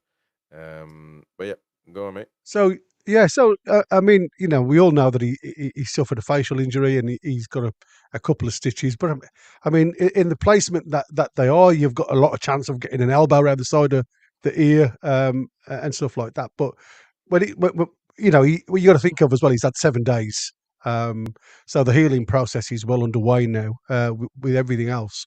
So even if he does get a bang there and it does open up a little bit, it's not going to be excessive. And I would imagine they'll put a lot of padding if they need to, if they've got that much worry about it. But like I said, you'll probably find when he comes on, it'll probably be a couple of plasters, couple of steri strips, just literally to keep the wound clean. Yeah, yeah, yeah. And it looks like he's ready to come on anyway, so that's good. Yeah, yeah, yeah. Um, and what do you think tactically would be the solution here? Because I don't know that I don't think Aston Villa have a low block. Will have a low block. I think they're Oh gonna no, no. they're gonna Uh, yeah. So I mean, you've got to look historically now, and as whatever people think about Aston Villa, they're a decent side, they are. but they haven't won at St James's Park for 15 years. Um, it's a crazy, crazy stat. Well, That could be certainly having. We beat them the last two matches, last season basically, on both matches away and at home. But yeah, St. James's Park could be a long spell. I'll try to look it up and see what. Yeah, I'm sure it's something like 15 years, or say 15 seasons, maybe even 15 games. Say we've played each other, whether the cup competitions or what. I know it's a stat of something like that. Now, obviously, they're going to come, and we all know what the way they tried to play last season. That was very much in the open space. They played the ball into the channels for the lads to run onto. Um, that played to their detriment, if you like, going to a 4-1 loss. Oh, Random's now given a gift, so I'm going to. There you go. Thank you, Random Access, for the kind gift, mate. Appreciate that, son. Random Access gifted memberships. They have gone to David Lee, Laura. They have gone to AF Hall, also Robert Wild, and 8 Lousy. So, all of you, thanks to, got a membership, thanks to Random Access. Please consider renewing your membership. Very important for the channel and also for you. You get perks and enjoy a lot of content. Thank you to Random Access, though. Lovely, lovely gift, mate. Appreciate it. Um, look at that. Well, look, we got a Villa fan in the building. Says Yeah, Villa yeah, down yeah. under. Says Duran versus Fabian Scher. Only one winner there. Duran is a very tough forward. Very um, proper center forward, if you will. Yeah, yeah. Um, although I think that, well, according to Mighty Wayne, I think Isak is a proper center forward as well. But neither here nor there. Well, Um, you know, you again, you can't fault for what he's done. I mean, he's missed some. He's scored a lot this season. He's keeping Ollie Watkins out of the fray as well. So you've got to give credit where credit's due. You know, for me, it's like a case of we've had big centre forwards come and play against us. And they've gone home empty-handed. So we've got certainly nothing to fear regarding John Duran as long as we limit the chances. And it's like I said to you before, you limit any opposition chances and create more, you've got more chance of winning. Now, I put this as a draw. I've put it as a 2-2 draw. I think it's going to be one of them games where it's going to be like you say, the two sloggers going toe to toe, and I think it's going to be quite a cagey game. And I think what they'll be looking at is drawing us onto the ball and then breaking in behind us because you're absolutely right. 3 out of our 4 back line now, you could say, are elderly statesmen and quite slow on the turn.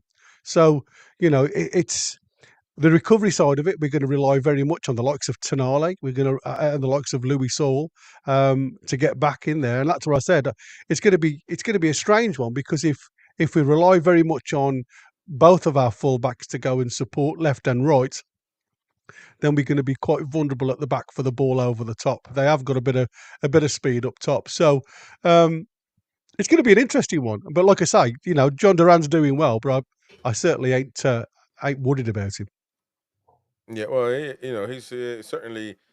I think he's got 2.4 over 1.6 of Isak as far as I forgot what the stat was. I said it earlier. So, but I mean, some of those stats, man, it's kind of weird to look at. But Duran is a good striker. I'm not saying he's not. I think that Shar and Burn will have to do a job there. And but who's got the better team? I was saying it, earlier. Well, I think you were there listening. That Aston Villa, you can look at their team, and they don't have elite players that you can think worldwide known, but they are certainly a team that, for some reason, are performing well. Get Champions League. They're performing well in the Champions League. They're getting the job. They're, I think, what is it, sixth in the league, if I'm not mistaken. And so it's it's interesting because I mean we always say we want elite players, but yeah, to be honest, I think we do. I think we do have elite players. I think we got more elite players than Aston Villa has. In my opinion, Isak is a striker that everybody in the world wants. Tonali is Italy's best midfielder. And you can say Bruno is plays for Brazil, big international team. We not a lot, but we got a few, and so should we I not be up think, there with them? yeah, I mean, I think what you've got is quite possibly again. I go down to the likes of the teams like Bournemouth. It comes down to um, head coach's nuance on tactics, work really well for each other. They've gone with experience. They've pulled in some old heads, if you like, losing some, losing a quality player. They've not spent. They haven't gone out there and just thrown money at anybody. They've looked at a certain or earmarked a certain style of play, and they've tried to fill that gap with the right people. Now, there's been a couple of really strong signings for Aston Villa, but you're absolutely right. When you go pen to paper, and you look either or, um, it, you could get an amazing side with an amalgamation of both sides. Um, but which side will dominate? And this is what I said. For me, again, I keep going to it. It'll be the midfield. It'll be that midfield battle. Whoever dominates that midfield battle will potentially have the favourites to go on and get the results that both team will want moving forward. And you know, I looked at stats just before I come on board of where we were this time last year, and this time last year, with 29 points, we sat in seventh. Well, this year we're on 26 points and we sit in eighth. So, if we'd have won one more game, take one of those five draws and turn it to a win. You're up in, I think we're fourth spot under the same amount of games, and that's what I said. That's how tight this season has been for all of the teams around us. And like I say, and that's been the biggest problem for me.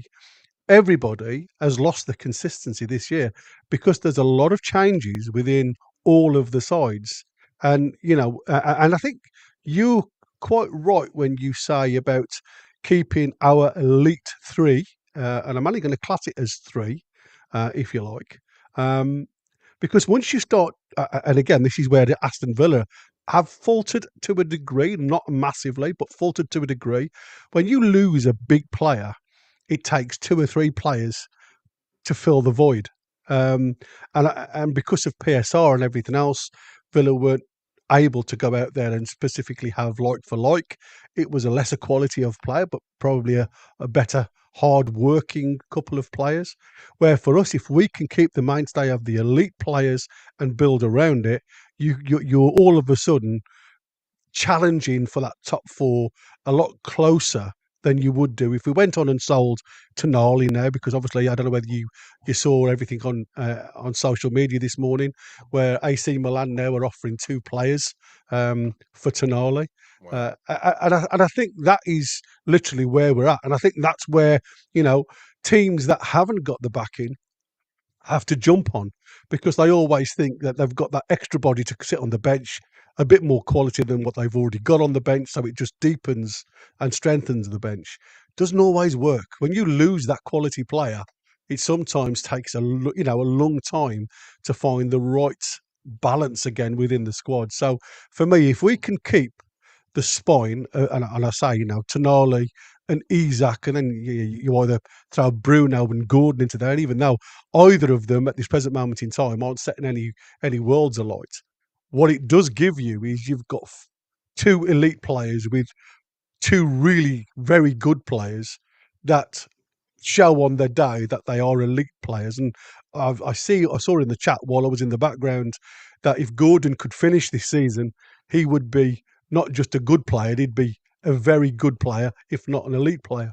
And again, I think it just becomes a little bit frustrating because you can see what the managers try to do by, resting Isak and throwing Gordon through the middle just to get him involved in goals against lesser teams. But like I say, it's just not working for him at the moment, and that's something that we need to change. And if we can do that against Villa today, then for the rest of the season, if he's firing, and we can recruit somebody on that right hand side that can also support. And like I say, this is taking nothing away from Murphy, because at this present moment in time, Murphy's contributing more goals and assists than Gordon is. So it's about getting that balance correct. Yeah. Mr. David Smith here, I think, might be coming at me because I said Aaron Martinez is not an elite goalkeeper. It's a neutral. This guy's talking gibberish. Martinez is not elite. He won a World Cup and two Copa America. Listen, I don't think I give international football more credit than most people do. I think it's very important. And based on that, you can say that. But let's look at his whole career. You know, look at it this way as well. Our top big clubs going for Emi Martinez is Thibaut Courtois losing his spot at Real Madrid for Martinez. You know, is Neuer losing his spot as old as he is. He's old as Mighty Win, and he's still goalkeeping. Is he losing his spot at Bayern Munich? Is Juventus going for Emi Martinez? You know what I mean? When you want elite players like Gianluigi Buffon had 20 million offers to go to huge clubs, and he decided to stay at Juventus, another huge club. But he, um, let's look at it how it is. You know what I'm saying? Is Liverpool going to for Emi Martinez after having Allison? Who is better, Allison or Emi Martinez? Let's be fair. Well, you know, on their day, they're both absolute worldies. I mean, the save that Martinez did the other day was, well, probably one of the best reflex saves I've seen, I think, ever.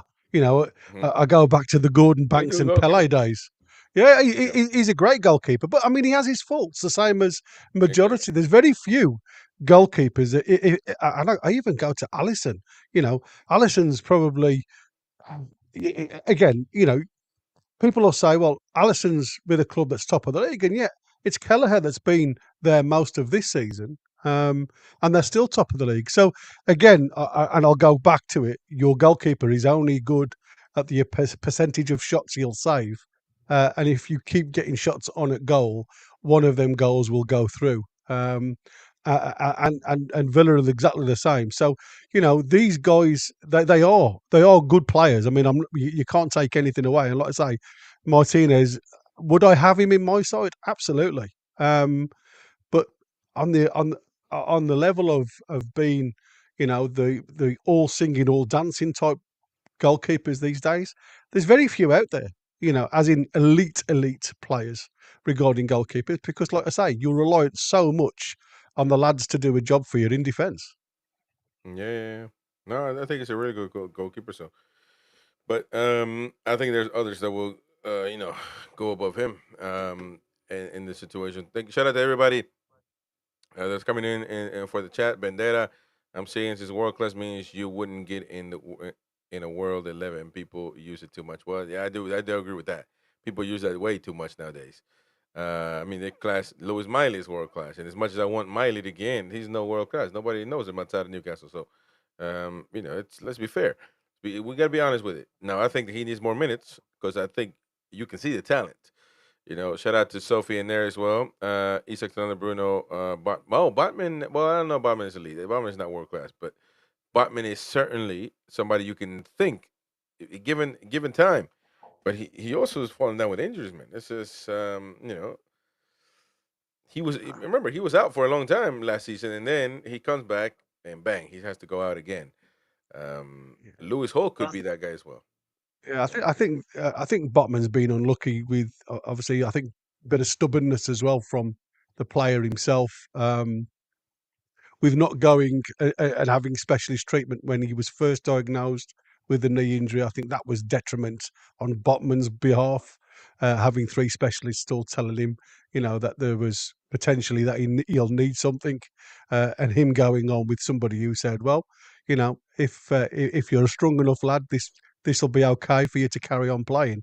And I think when you go in there and you start playing Russian roulette with how fast this game is today, you know you are gambling. And I think that was, like I say, that was detriment towards Botman and his mentality towards wanting to go into the Euros and everything else. So um, regarding injuries, I mean, like I say, I think after we see him return and you know, and like I say, how long that takes for him to actually get up to speed now in the team.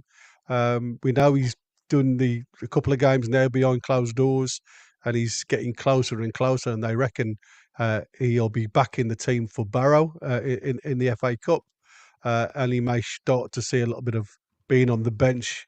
Maybe they question whether he'll be on the bench today, but he potentially could be on the bench against Manchester United. So you know, they're all getting close, but you've also got to understand that puts Botman back 12 months in his trajectory. So, you know, as good as we saw him as a player, he's now, and this is what Eddie was alluding to. He's got to get used to that muscle memory about where to position himself on the field. So people may start to see one or two mistakes, in his game. I mean, he's looked very comfortable in the lesser teams, being the elder statesman, the one with the experience. But when you start playing with pace and quality players around you, against you, you can become unstuck quite easily. So you have got to we have got to just take it easy when it comes to Botman, because, like I say, I don't think he's going to come back and well, I'll be very surprised if he comes back and it's the ground running where he left off. It could take him a couple of games just to get up to match speed. Yeah, that's true. That's true. It can take them a minute. All right. Let me see what we got. People wanted to see what the lineup is again, so let's refresh. Newcastle United starting lineup is Martin Dubravka at goal, Fabian Scher with Dan Burn, center backs, left back Lewis Hull, right back Trippier for Tino Livramento. So Kieran Trippier making a start back since a long time. I can't remember the last time he started, to be fair, but it's been a few games, certainly. Midfield, Bruno, Joe Linton, Tonali. Tonali will be center, I'm pretty sure. And then up front, Isak, Gordon, and on the right, Murphy. So that is Newcastle United's lineup. Let's go with Aston Villa. We got a few Aston Villa fans in there. Emi Martinez, talked about a lot in the chat, is starting. Torres, Konza, center backs for Aston Villa. Cash on the right, Denier on the left. In the midfield, Onana and Kamara. There's an Aston Villa fan that Kamara is the best midfielder in the Premier League. Now I know not to take you serious. So up front, you got how do you say that? Tillsman or How do you say that? Tillsman, yeah, Tillsman. Tillsman, Okay, yeah, so he's there we go. Belgian. Tillsman there with McGinn on the right and Rogers on the left, and John Duran threat up front. How many goals John Duran has this season? Let's take a look real quick. Mm. That'll be interesting to know. 8 or 9, is it? Something like that. Didn't say that on here, so we'll have to look it up. Be interesting. Isak started slow, certainly. Top goal scorers in the Yeah. Prem. Um, Isak started slow, yeah, but this thing is giving me all time. Man, the hell, Cristiano Ronaldo. No, no, no. It'd be interesting. No, I don't know. I'm sure And you Duran has see, probably more goals than him. when you look at, you look at good business done by your head coach. Now, I was, and again, this is before I came on board with yourself, Chris. I was one of the players that was, well, one of the fans who was saying, you need to look at Tielemans for Leicester.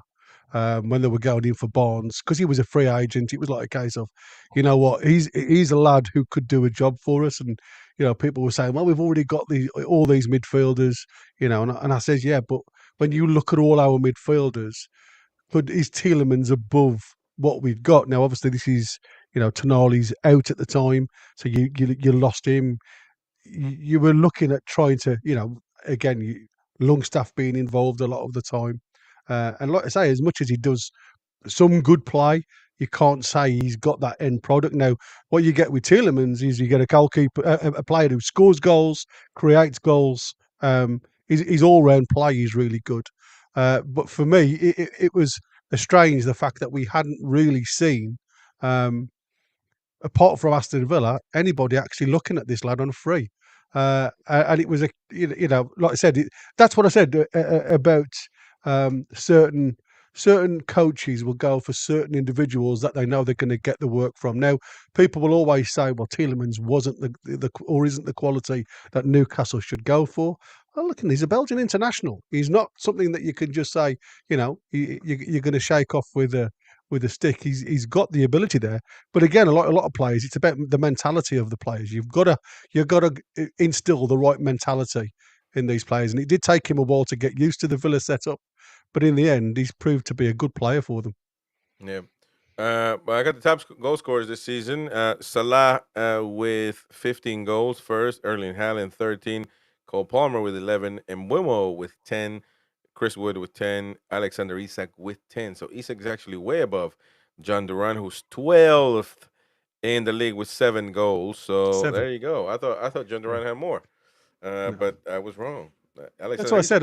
Isak I have started no late though. issues with him.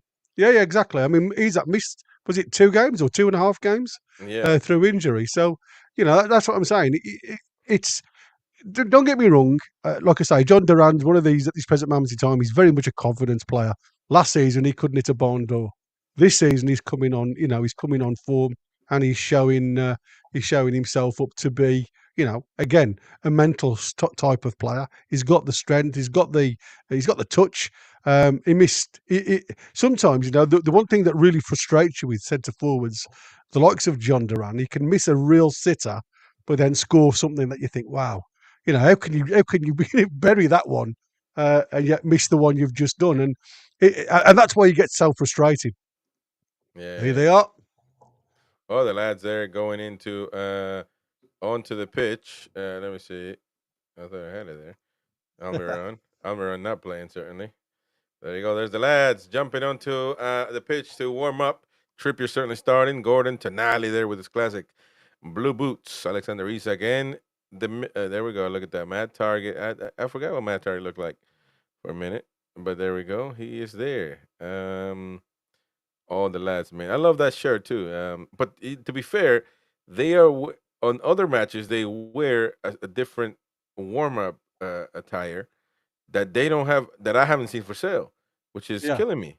It's like it's got a yellowish tone to it. It's black and white, but it's got yellow markings around it. I think yeah, I've, yeah, yeah. I've seen it. It is on the sale, but it's only it's for Is it? juniors. Yeah, Oh, if it's I've searched high and low for it because it's one of my favourite training tops of all time, and it's there's multiple teams where again, it's typical Adidas where they, do a design and it sits across two or three teams.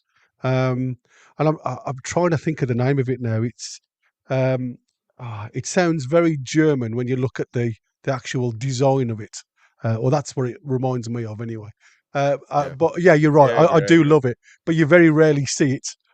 As I think we've worn it once, maybe this season already, maybe twice. Back to back, yeah, twice I think. Yeah, yeah, There's yeah, two yeah. games back to back, and then it was gone. So, um, all right. Let's see what we got here. Ooh, Clark Clint is not wearing his glasses though tonight. Clark Kent, but Sandro Zanelli got Amir. Why is everybody wearing black, man? What's that? Was that the What's that? Newcastle thing? Is that the Newcastle? Yeah, I do Oh, see that that. yeah, the Newcastle attire, yeah. Okay, well there we go. Almiron, nice watch though. Nice watch, Almiron. Coming in the building.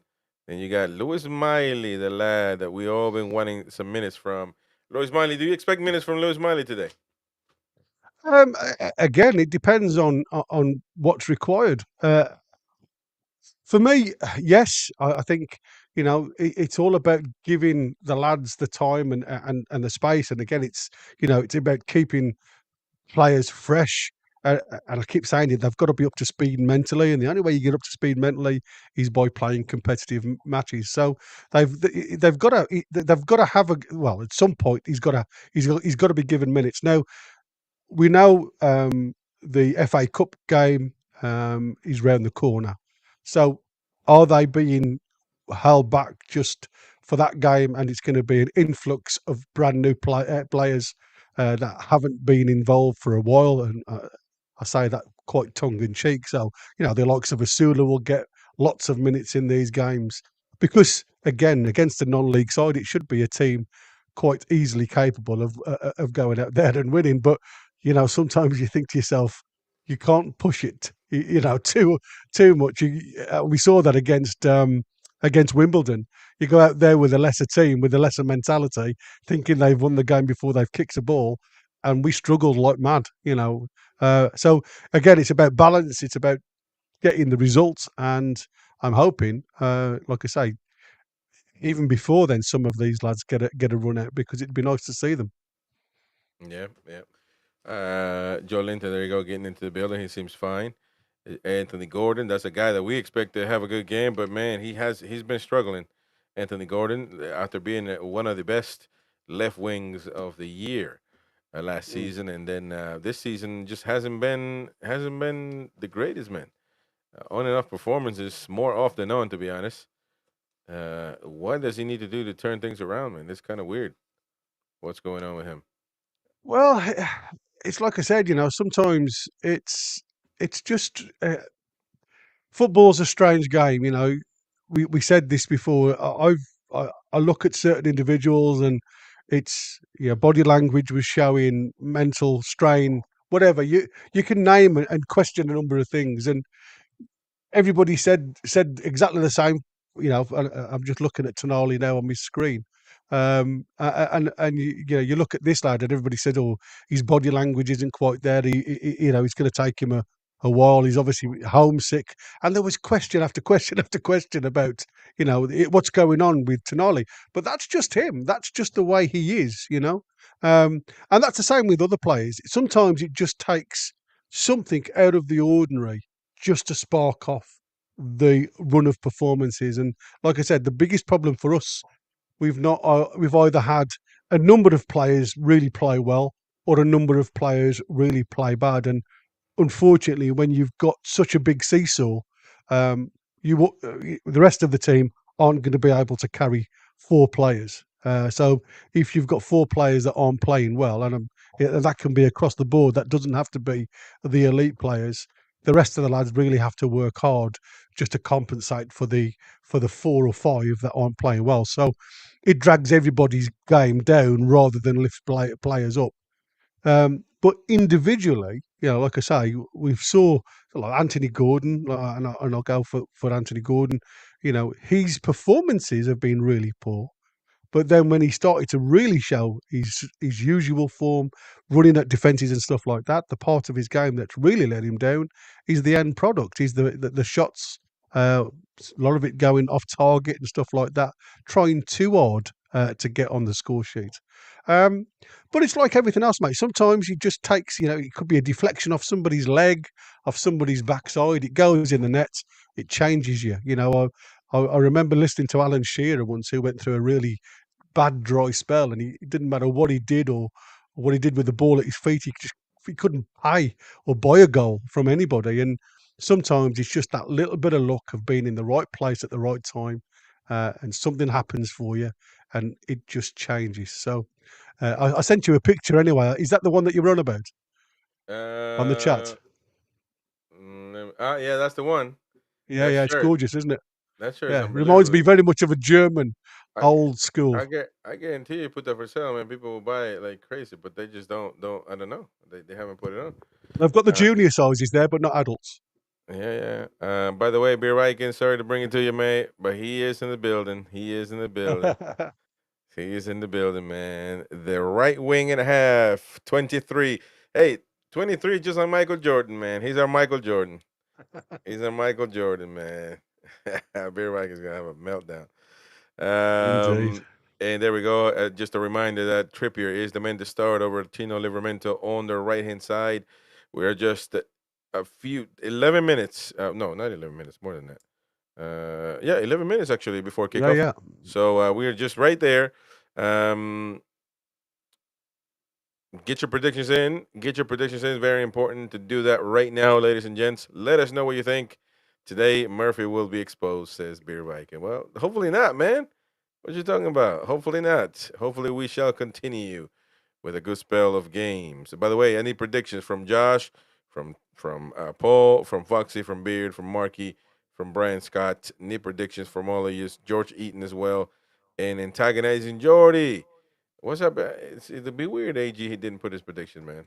Yeah, but that would be really weird. Let me look at the chat real quick at the private one. But I mean, if he did put it in, we'll put it in anyway. But I'll have a quick look, mate. So I haven't seen it in. To be fair, let me just ask him though, because AG is AG in the building. I'm just gonna send him a message on WhatsApp.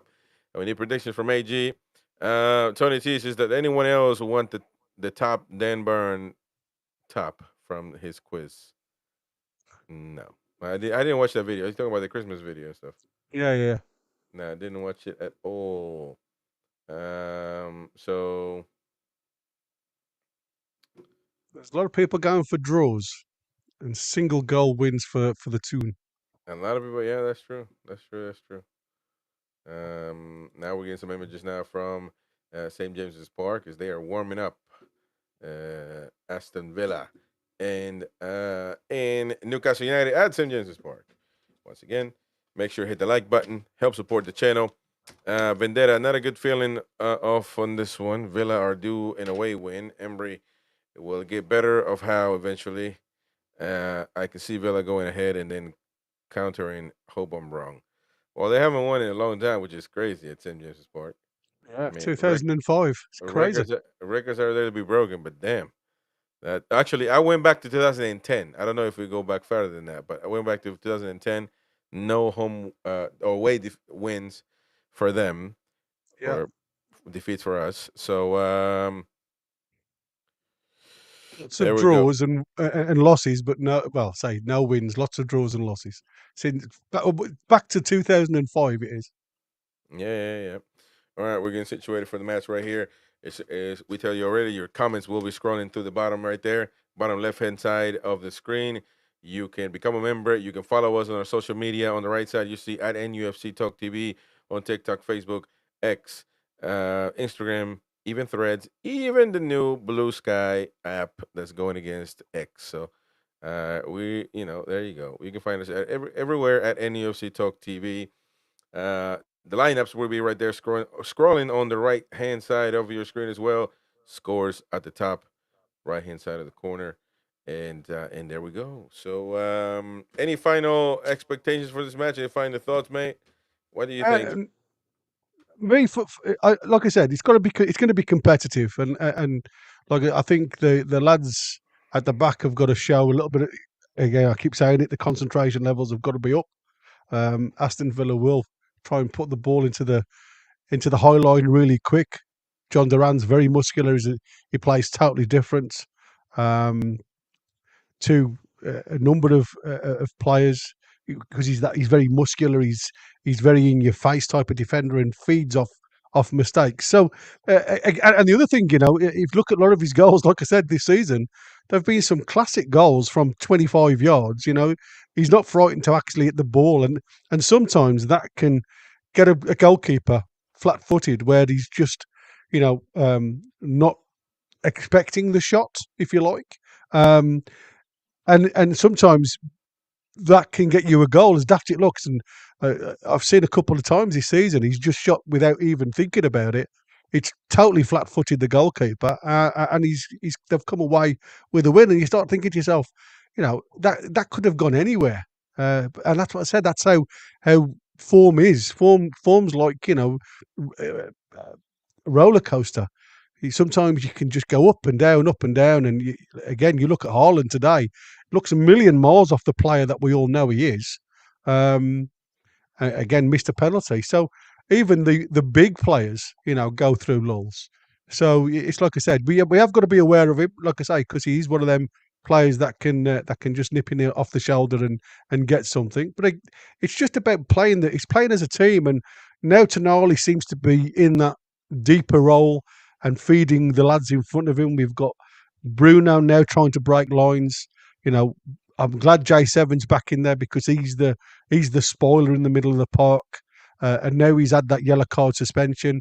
It's a case of he'll play with a little bit more freedom.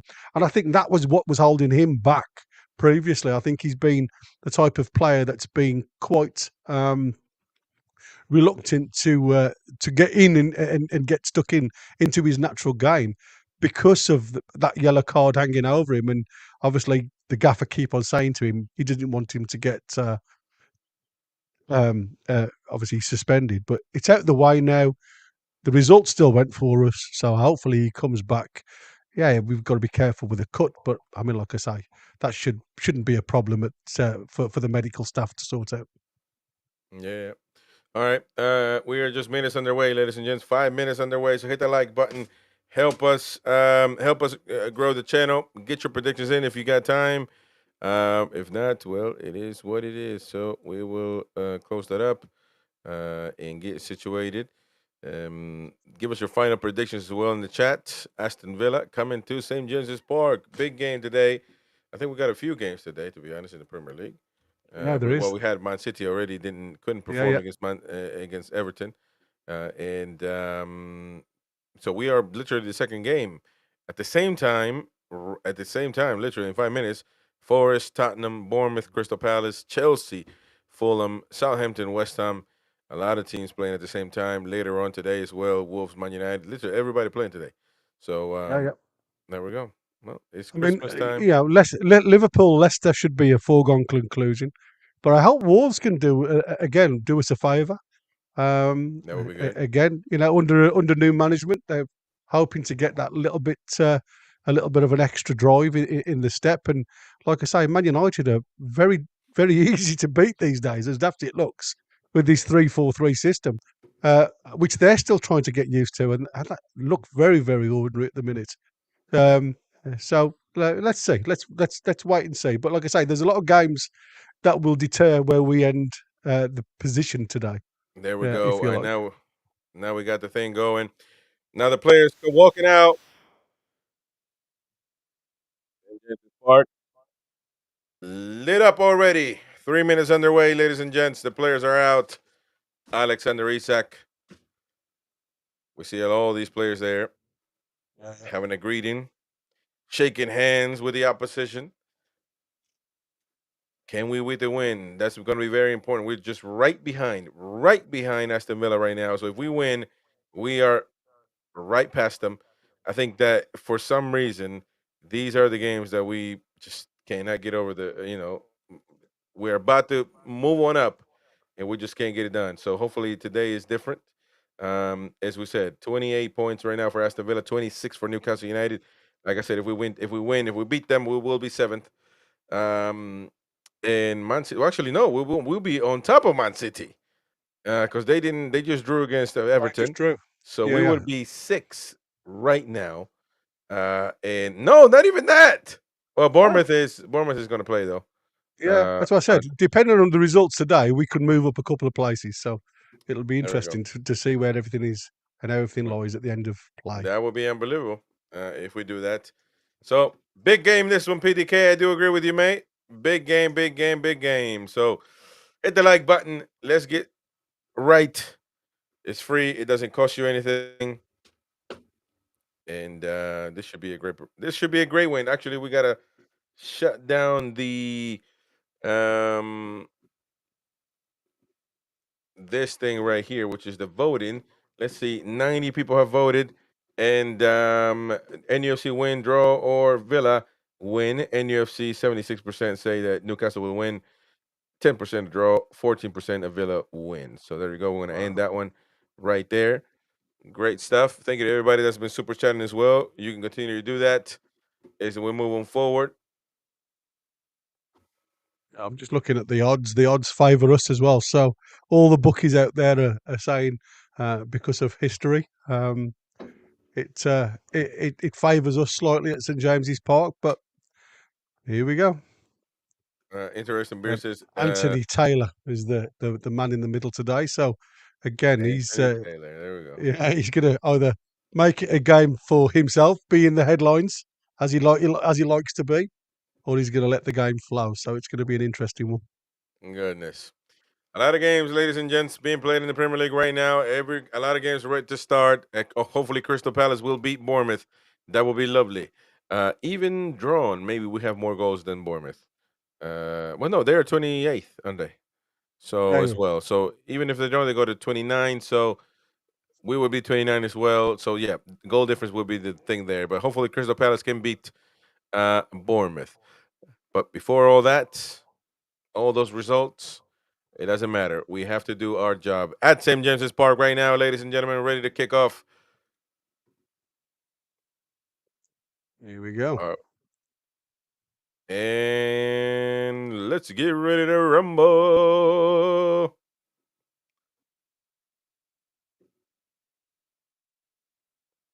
Come on now. And we're underway, ladies and gents. Greetings, as Roy Caviani would say. King of We're Qatar. underway now. It's this picture has been dominated by the black and whites for a long time. Yeah, 15 years. You're right, Gary. You're right. 15 Yeah. years. Man, he keeps on going. I hate these. Anyways, hopefully it fixes himself. And we're underway. Gordon now playing a little bit low there with Tonali. Has to play with Burn. And now Tonali. Tonali. It's a full house, yes.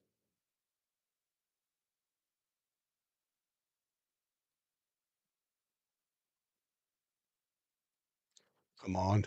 Trying to sort out the Oh, score here for a second. it's all right. Shea just heads it clear. It's coming to the middle of the park, and Yeah. again, it's a lot of tussling going on. Bruno now up to J7. J7's Oh, got a there we bit go. of grass to run into. Plays it out to Gordon. Gordon looking to chip it into the far corner. Oh, get ahead! There you go. Oh, Wow! what a goal! What a goal! What the hell Yes! just happened here? Woohoo! Oh my goodness And, gracious! and that's all because of J7 had that little bit of grass to run into, and everybody, Oh, it's like parting of the waves. It was. where's Uh, the uh, elite goalkeeper now, man? yeah. Well, to be fair, Man, oh, well, that's I the think proper, I yeah. think yeah, anybody on top of his shoulders wouldn't have saved that one, mate. It was tucked away beautifully. And again, it was really strange because they tried to keep the ball in the midfield, and it was instead of just clearing into the line or something like that, he tried to chip it up himself, and it Oof. was him and Tonali. Wow. Like here, look, just there. What I don't know what he was trying there, but as soon as that ball broke to Bruno, Bruno was able to feed J7, who'd got 15 yards to run A into. lot of space. Anthony Gordon just got the touch out of his leg, out of his feet, got all the time in the world to try and find that far corner. I mean, that's exquisite. Wow, What a unbelievable. finish. That's an exquisite, yeah. A lot of space Great for finish. Gordon. You cannot give a guy like that a lot of space. And we were just saying that, how he's been struggling. And that to me is the start that lad wanted. Certainly. Certainly. And the mighty win is, I'm guarantee you, he just chugged the whole pint right now. Uh-oh. This is where we've got to switch on. And there we go, ladies and gentlemen. Well done. All right. And the timer is up. That's the timer you can sync with us and watch the same thing as we are watching 3 minutes and 16 seconds. And that's what an unbelievable goal right now by Anthony Gordon. Certainly, we said he was going to have to play better tonight and started with the right foot, to say the least. Like I said, it's exactly what he needed. He needed just a little bit of something to come off for him. And again, it was them just trying to juggle the ball in midfield, and that's what we need to do. We need to win every 50-50 ball and progress it up the field quickly. And because, like I say, they play quite openly. Um, here we go again. Here There we we've go, got an Murphy. overload if we use it. Murphy looking for an option. Murphy. Oh, it's And a Murphy got a corner little. kick. Oh, it is going to be a corner kick. Yeah, it's a Mighty deflection. Win. Mighty Win's chatting says he Mighty Wins in bed. Mighty Win, you're not in What the stadium. is it? Or has he got a bit of a hangover? Has he? You're probably sick, aren't you?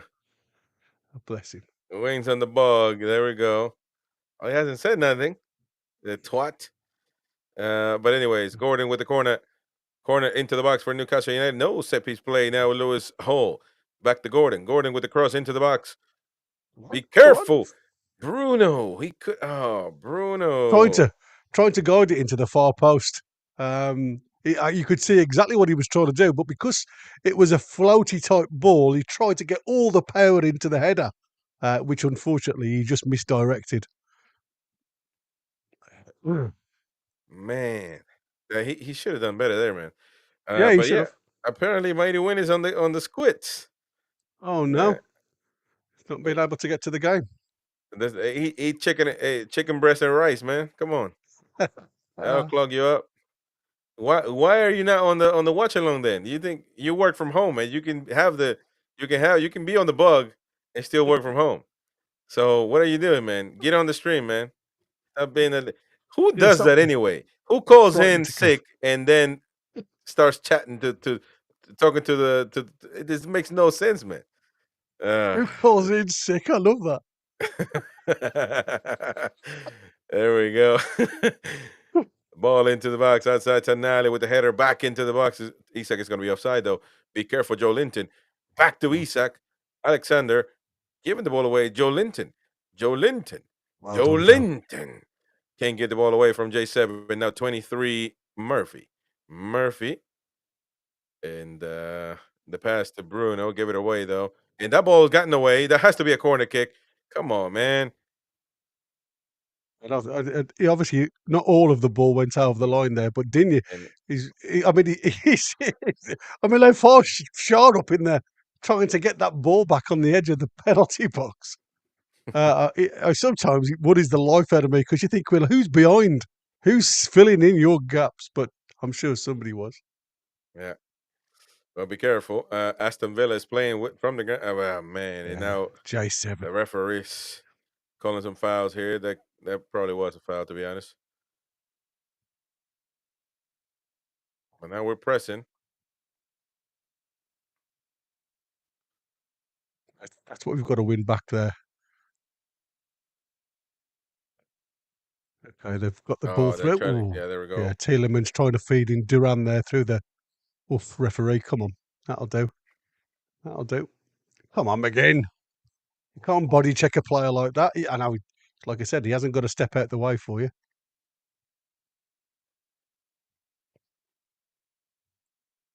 You knew exactly Yeah. what you were doing there. Body to body. Yeah, he said it was shoulder to shoulder, but you've got to be competing for the ball for that. There was nowhere near the ball.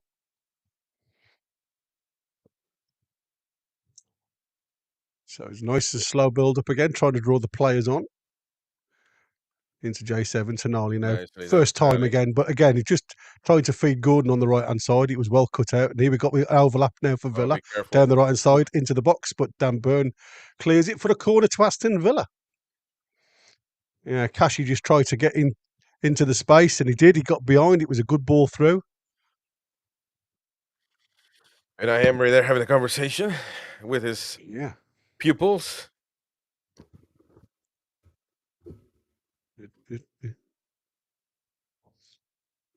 All right. So go short. Well done, Gordon, there defensively. A throw in now for Aston Villa. 8 minutes to go, and Aston Villa has been rocked by Anthony Gordon's shot. 1-0 up the But tune. see, that's the beauty of it is now is whatever they had set out originally, they've had to change straight away. And they should, like I said, even if they were contemplating having bodies behind the ball to bring us onto them and then hit us on the break, hence they like they did against Man City, because we've now scored so early, they've got to change the way they play now. They're going to be coming out at us a lot more, closing the space down. If we use it wisely, then we should be able to get in and behind them now. So let's just see what happens. There we go.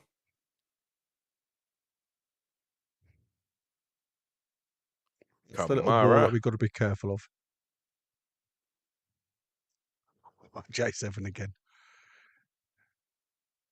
Yeah. Yeah, McGinn, he's very much like that. As soon as he draws the player on, and it's like, look, they didn't even touch him, didn't even touch McGinn. He's so crafty. He was waiting for him just to come near the ball, and he just jumped up in the air and fell over. But there was no contact whatsoever there. And that's that. This is why I keep on saying, like, VAR need to look at things like this and say, hold on, where was the contact there for you to go down? You know what I mean? And the referee should get involved with players that are diving. These are the things that really frustrate me. But it happens with footballers all the time, even with our lads. Well, be careful with this free kick now. Okay. Uh, Freed one over. Oh, we are. This is that's well blocked Kamara by had fun there. Tonali. Tonali's now got he's one on one here. You had to make sure, didn't you? Had to make sure he got some contact on that back to Martinez because Tonali was at full pelt. Well done, Shaw. Isak back with the ball. Well done.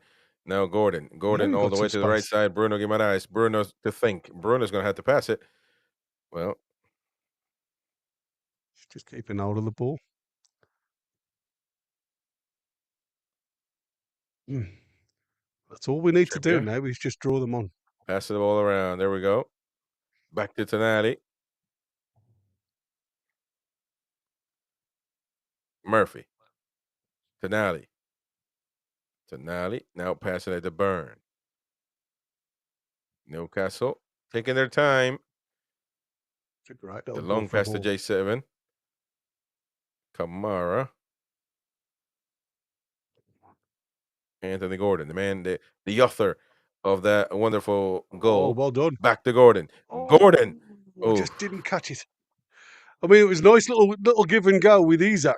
yeah. And he carried on his run, and Isak reversed the ball. I didn't expect him to get that, and it just fell beautifully for him. But as he was teeing it up to try and, you can see what he was trying to do.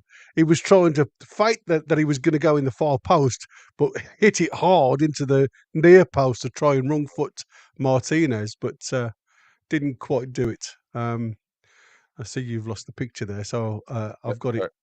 You got it? Yep.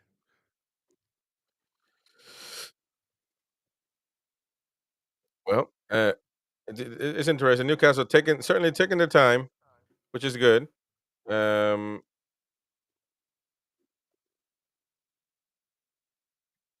not rushing. Be careful to give the ball away. That was good. You already got what you came to do, so Yeah, Trips trying to feed in.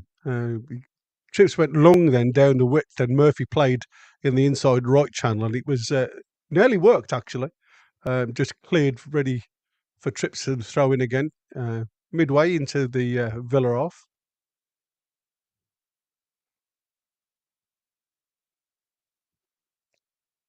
Only just feeding Burn. Burn out to Hall. Hall looks up and he's looking to try and feed somebody into the middle. Now into Bruno. Bruno plays it down. It'll give and go with Gordon back into the middle of the park. There's a bit oh of a nice. tussle there with J7 to Isak. Come on. Isak to Bruno. Bruno over the top to Trippier to Uh, run onto. Trippier gets to the byline. He crosses to the near post and it's cleared. nicely done. Yeah, well done. And that's gone out for a throw in. Really good play again. It's nice give and go, and a lovely timed run from Trippier to receive that ball. Tonali and Trippier Oh, just well done, well Tonali. done to Tripp. Yeah. Just thought that he overplayed that for a second there, but Tonali gets it back. And that's the one thing about John Duran. Look at that's what I don't like. You know what I mean? That's a He's good made one. no effort whatsoever to get that ball back for his team, and that's a challenge from Cash on Anthony Gordon, and I think he's going to get the first yellow card of the. Yeah, there you go, There we first go. yellow card of the game for Cash. Yellow He's in. gone in. I mean, to be fair, I've this lad. He takes no prisoners. He's fully committed nearly all the time, and like I say, I'm so glad in the 14th minute he's got a card because now with Anthony Gordon, if you feed him, he's got every chance now of being a bit silly. I mean, he misses the next match, so it'll be interesting how long he stays on the field now.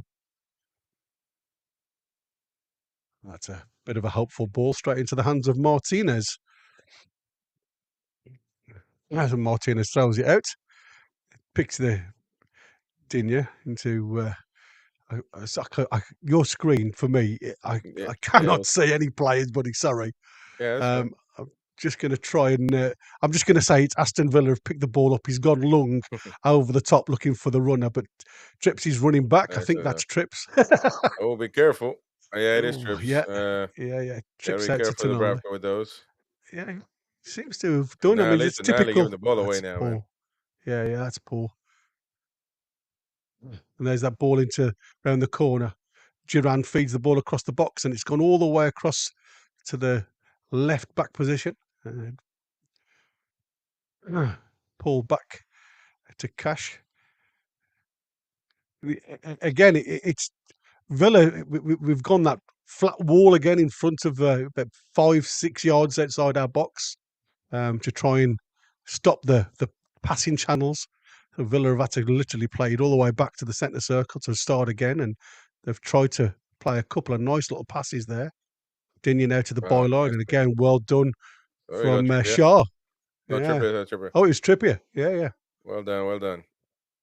Ah, we give the ball Oh, away so though, man. that's the thing, isn't it? You do Mercy. all that hard work, and then it's a strange ball.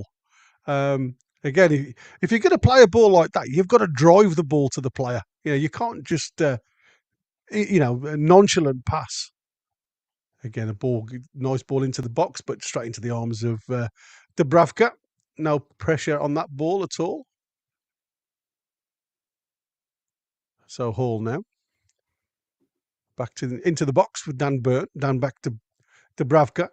No pressure on the ball at all from Duran. Now they're starting to put a little bit of pressure on. Still think this Ramsey's an underrated player. I'd love him at our place. He's a very good player for them. Trippier up to Murphy. Murphy back to Bruno. Trippier. There's a little bit of congestion here. He plays it all the way again. Back to Dubs and starts again. To Dan Burn. Dan Burn got a bit of green to run into. Plays it to Gordon. Gordon now looks up and he tries to cut across out towards Murphy. Murphy heads it towards Isak, but unfortunately just wrong foots Isak and just falls back into Villa possession. But okay, well done to Anthony Gordon to try and stop that play. Cash coming down the right-hand side. Tielemans now into Kamara. Kamara looks out wide. Matt Cash got a lot of space to bring the ball down, driving towards the box. Again, great defensive play by Anthony Gordon to support Hall. Gets the block and it's again out for Aston Villa corner. So Aston Villa have definitely come into the game in the last 5 to 10 minutes, I suppose. But yeah, again, a bit sloppy from possession-wise, where we've given the ball away a little bit easier. Chelsea have just gone 1-0 up with Palmer scoring in the 16th minute against Fulham. Yeah, let's give it a pause here, and that way we can catch up on the time. May give you a better picture. All right. Seppi. Be careful. Yeah. Okay, well done. Good header out there. Again, the outlet for them is on the right back position. That Tielemans, great ball out towards. He's offside. Yeah, great ball out. Again, McGinn just trying to create that overload over on that left hand side with Cash coming inside, and he goes again, just literally. That's close when you look at that from here. That was very, very close. Dan Burn now is everybody on the press now, and again Dubravka, I still get a little bit tense when I see these goalkeepers being closed down, but Dan Burn goes for a high cross ball towards Murphy, and Trippier again gets beaten to the ball. But again, Murphy now with Bruno. Man. Oh, referee. Okay. Yeah. No, I mean, that's what I said. There's a couple of good players, like I say, Tielemans, Nana. Haven't paid a fortune for these lads, but seem to have just stepped into the fray for Aston Villa. And they've, like I say, seem to knit together quite nicely in the midfield. Nana come from Everton, didn't he? Now up to Isak. Isak got a little bit of space to turn. Again, gets closed down really quickly by 3 Villa players, and it's fed up to Duran really quickly. It goes out to McGinn. McGinn looks to try and get some support. There's lots of lads overlapping. Oh man! Nana then just gets a bit of a Bruno. Yeah, again that trailing leg. Duran just literally tries to get his body in front of the front of the ball. It is he a just foul, gets pulled. man. Yeah, he gets the trailing leg and he's down, and this is in an interesting position for Aston Villa. A really interesting position.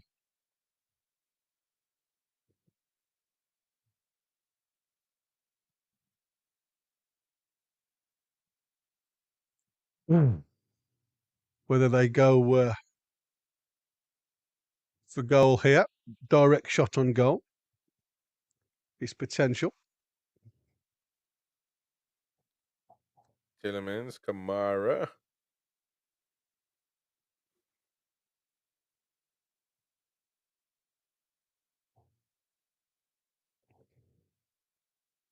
Thank you, Albie. Thank you so much. As we look at Tonali, who says great comes as always, guys. Thank you, Albie.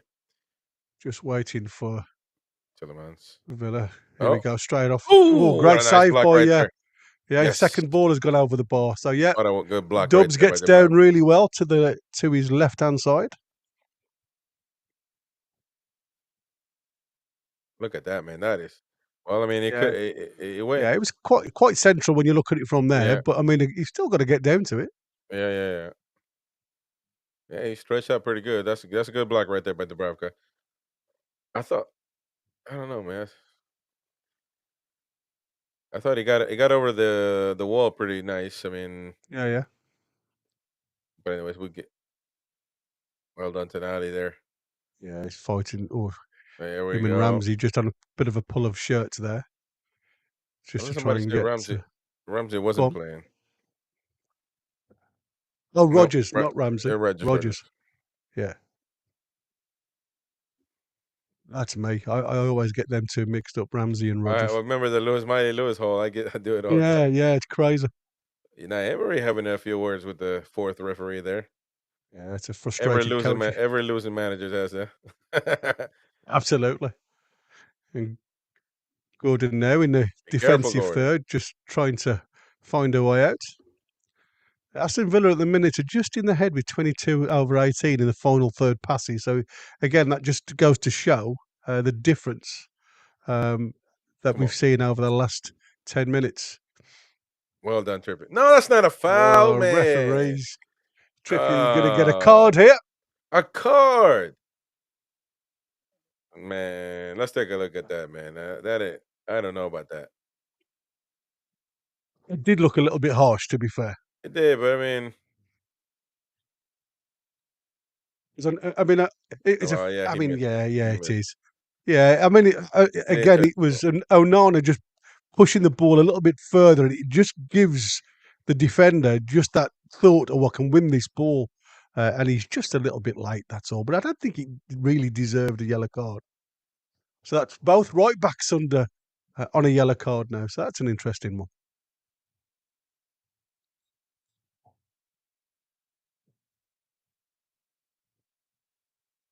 At this point, yeah, Martinez but goes long. I tell you what, at this point, is what it's Gordon's shot that just makes a difference here, man. Because Yeah, very, yeah. very similar. I can't say Newcastle has been playing better or Villa playing better, to be honest. Well, I mean, to be fair, Villa have had all, say, a little bit more possession in Yeah. the dangerous areas, but apart from that one shot from the free kick, But you get a direct lot from of the this, free man. kick, Really sloppy yeah. fouls all over the place. But this is what I said. It's the tussle today. It's the sloggers. You know, there's two teams that Yeah. are very similar in midfield that will fight for certain or scrap for certain balls, and it's who win the scrap. Today it will be all about, and again, that our goal came from the midfield. We won the scrap. We got the ball out of our feet into the zone for us to run onto, and that's a good little ball over the top there for Isak to run onto. Isak now into the corner. McGinn, he takes Oh, McGinn Alexander. on into the box. He has a look up. He's out to Hall. Hall's trying to get it out of his feet. Pulls Ah. it back towards Gordon, who's gone back out towards the touchline now. He turns, got a bit more space for him to have a look at. Gordon plays it into the box. Ooh, Little that was a flick good on ball, from Alexander. J7, but too close to Martinez, who goes low and claims the ball. Well done to that. That was, to be fair, because Gordon was really tight, and Gordon literally just went out to give himself a 2 or 3 yards, plays a good ball in towards the penalty spot, and J7 roses like a salmon out the stream, glances the header into Martinez's hand. So that's it's all you can ask for, really. It's a offside to Villa. So Newcastle free kick. Villa playing quite a high line, to be fair. They're not sitting deep at all. Unai Emery's just asking for an extra 5%. Lewis Hall now. Just taking his time. Again, no pressure on the ball from Aston Villa. They're allowing us to have the ball in our half. Literally going square. Trippier and Shaw literally... Trippier lost Trips it, has man. lost it there. Like, this is where Rodgers now Well done. just... Well done to Dan Burn. Rodgers had a bit of grass to run into. Murphy now just being pressed by Digne. Murphy, don't freaking lose Oh, the ball well there. done. Tonali into Shaw. Shaw looks up and he plays Fuck a ball me, up to... man. Again, it's a poor ball, but it Come on, falls let's to go. Tonali. J7, again, got a lot of room to run into. He's got Gordon to his left-hand side. Plays Gordon in. Gordon goes to the byline. Oh, He there we go. crosses the ball. Oh, Oh, just out. Digne's headed it for... but I can never remember that lad's name. Just, I thought it was going to over the top Torres. of the centre halves, Torres. And he just manages to get something on it, which just takes it off Bruno's head, and then it's cleared for a corner. It's going to be taken by Lewis Hall.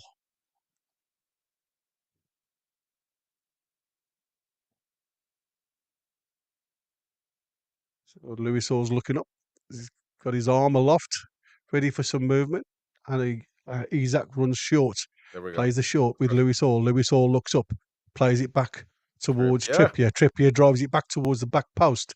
Ball gets headed clear. There's a 2 or 3 there's an offside anyway. Offside at the back post. What? And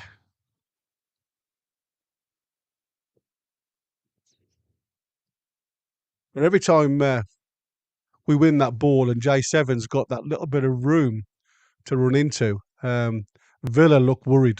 Shot speed of Anthony Gordon was 58 miles an hour, and it was a 19-metre shot. So again, it was more placement than power that beat Martinez. Really interesting shot.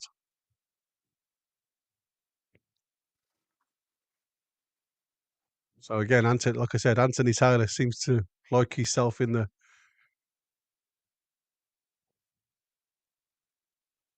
like himself on the centre stage with having a word with lots of players. Unai Emery's still not happy. No. He's skinned the 4th official for his, for all sorts. I don't know what really he's... All right, well, somebody's tying their shoelaces. Yeah. Anana. It's not. It's Kamara. Kamara just having a tying of the lace. So quite central free kick just inside the Villa half. Trippier. He's going to try and flout this one just on the edge of the box, I would imagine. Yeah, J7 fighting. Quite a poor free kick, and there's obviously something happened there. Is it gonna be a foul call there on? Is that Matty He's Cash? pulling me. Yeah, Matty Cash. He's pulling me, ref. Oh, let's take a. There we go. Look at that. Yeah, look at Fabian Shaw Shaw. is grabbing his. Yeah, Fabian Shaw and Matty Cash are having a right tussle there. It's gonna be a foul. I promise you, ref. Honestly, I had it for me Christmas box, ref. Yeah, well, it did call for a free kick there, so.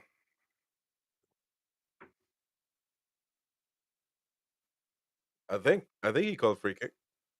Yeah, I think, well, like I say, it was a 50-50 call because both had each other's shirt. And by the looks of it, I think Fabian Shaw's won the tussle. So again, this is... But that should be Tonali all day, man. Look at that, five players. Yeah, all and Tonali's not with them. Exactly. So I mean, like I say, Shaw looks like he's favouring this one. Look at him, Shaw. This is my ball, mate. This is mine. Trippier telling Lewis Hall, get out of here. Yeah, Anthony Gordon. Lewis Hall is gone. Trippier, Anthony Gordon, Isak, and Fabian Shaw, and they're all like hustling to get their foot behind this, and it's just like I say. Now Trips is back on show. Do you think Shaw's got much of an opportunity to to give this one a clout? I I don't think think it's he gonna be has. Trippier. Yeah. I think unless he runs over it. Yeah, I think Trips Might be shot. is going to run over this, and Fabian Shaw is definitely going to hit this one. Oh, Yep, nice. there you go. Yeah, driven hard and low, and Martinez has to push it away into the far side. That's picked up again by Murphy, who's tried to drill the ball straight back towards the penalty box, and that's fed back to Trippier. Murphy to Tonali, and there was a little Oh bit of man, a what a pass right there. hustle Come on, there, but get in Shaw's there, got man. back and competing really Oh, well with Char is down. Duran, What who's happened there? left Oh, I missed that. he's left something on him there with his boot. To be fair, you watch this. You watch the replay. The Barca Duran loses was his quite mind. naughty. Yeah, Duran was quite naughty there. And McGinn doing a typical McGinn. Get away. Just get away. And Anala Yolinton pulling him. losing his Yeah, look. mind. Yeah. That was naughty from Duran, to be fair. That was Oh, really it's a red naughty. card. Yes. Yeah, I say it was naughty. It What was a numpty. that was What a absolutely numpty. idiotic. We gotta And take a and look at and this. and there was no need. There was absolutely no need. Fabian Shaw got back, he cleared, and he's gone through the back Let's of take a look at Fabian it. Shaw's thigh with his stud. Watch. Here, now, bang. Ooh. There. Twice. The first time on his left, the second time on his right. And he's done it with the heel of his boot. There. And there was no need for it. He's left a little bit on him, and like I say, everybody But saw it. I don't. I tell you what. I don't think it was intentional, but it was a red card because intention has nothing to do with it. I think momentum kept him going. I don't know. I don't know if he actually meant to give him a little gift for Christmas. Yeah, Oh, I know what you're oh, oh! He's saying. losing his mind there. Oh, Now he's yeah, having. Duran. Now He's he's not having a happy issues. boy because, like, obviously he's been in form recently. So again, this is what I said. This is where these little things favour you, and I don't know what it is, but again, we've got to keep our mentality. It's still only 1-0. But I tell you what. I mean, as much as I said it, I don't think it was intentional. Players on the pitch ran as if as if they believe that, if believe it was. So I Well, tell you what, though, that must have hurt like hell. yeah. It's like I said. It's the impact on the glute when it comes Yeah. down from the height with the stud. And as daft as it looks, you've just seen there a replay of Unai Emery looking at the review on the screen, and he didn't move. So even in his mind, you'll probably see it from here more. Oh, There, oh, that look, even that you second one, see? two both feet. Yeah, there's both feet. So that's what I One said. The first one a little bit, left, right there, and then bam, then poof, straight on right top into of the him. back. Now, you see, to me, that's intentional Yeah, because well, you could be swinging that well over the top, and he doesn't. oh, He plants it right central towards the coccyx, lower part of the mid part of his right glute, yeah, and well, it's bloody sore. That really is sore. yep. Not much to debate there. So there we go. Yeah, red card. So Villa down to 10. And it looks like Rogers has now gone central. With Tielemans now on the left hand side and McGinn on the right. So they've still gone with the three. I don't know whether they're going to play with the two deep players with Kamara and Anana. But yeah, it looks like they've still kept the same shape now, but with Rogers now going central. So the ball goes from Shaw towards Gordon, Matty Cash, Lewis Hall, back to Gordon, Come on, J7. J7. J7 throws it out towards Murphy now. Trippier says, come inside, I'm going out. Murphy goes towards the back post. Martinez grabs the ball 8 yards out from his box. It falls out of his hand, but there was nobody around it, so he's able to pick the ball up off the bounce. So, but this is, Villa's now just going to keep it minimum and then obviously go on That's a good and shot try right there, and man. yeah, he's tried to get it into the far corner, and like I say, he's done everything right. He's made Martinez work, and that's what I said. That's all you can do as a player. You make the opposition keeper work, you've got every chance. Oh, Bruno picks the ball up from Burns. He's driving over the halfway line. He's looking for, the opposition are just trying to close him down. He pulls it back now because there's very little movement in front of him. Gordon. Hall is in front of Gordon at the minute. Gordon comes inside on the inside left position. Tonali. Tonali looks to try and dink it Ah, through the back to Trippier, but again, it was picked off. The ball back to Shaw now. Shaw. Oh, Shaw. J7 was screaming for that ball, and it goes square to Hall. Back to Shaw. Shaw to Tonali. Tonali's got a bit of grass to work into. Plays it outside to Trippier. Back to Oh, nice Tonali. cross. Nice Tonali to the cross. back stick. Oh, Oh, come on. Come on. Come Jolinton. on. The ball Fuck goes me, out to man. J7. J7 then heads it back in towards the mixer. And Man, that cross. That's unbelievable. Torres, yeah, Pau Torres, and I don't know who the other guy was waiting for Martinez to come and pick the ball up or do something. And in the end, luckily, Martinez does see the ball in front of him and is able to get rid of it. So yeah, that was like calamity there. That was a solid cross right there, man. It was I, great delivery. So Martinez just teasing. and by the way, the crowd knows it because they're going Yeah, Sandro Ole Ole. ball driven down towards McGinn. Picked up now by J7. Burn. Shaw. Out to Trippier. Trippier's got lots of green to work with now if he wants to move it. Goes inside to Nolly. What do you do now? You're rushing it now. You don't need to rush it, lads.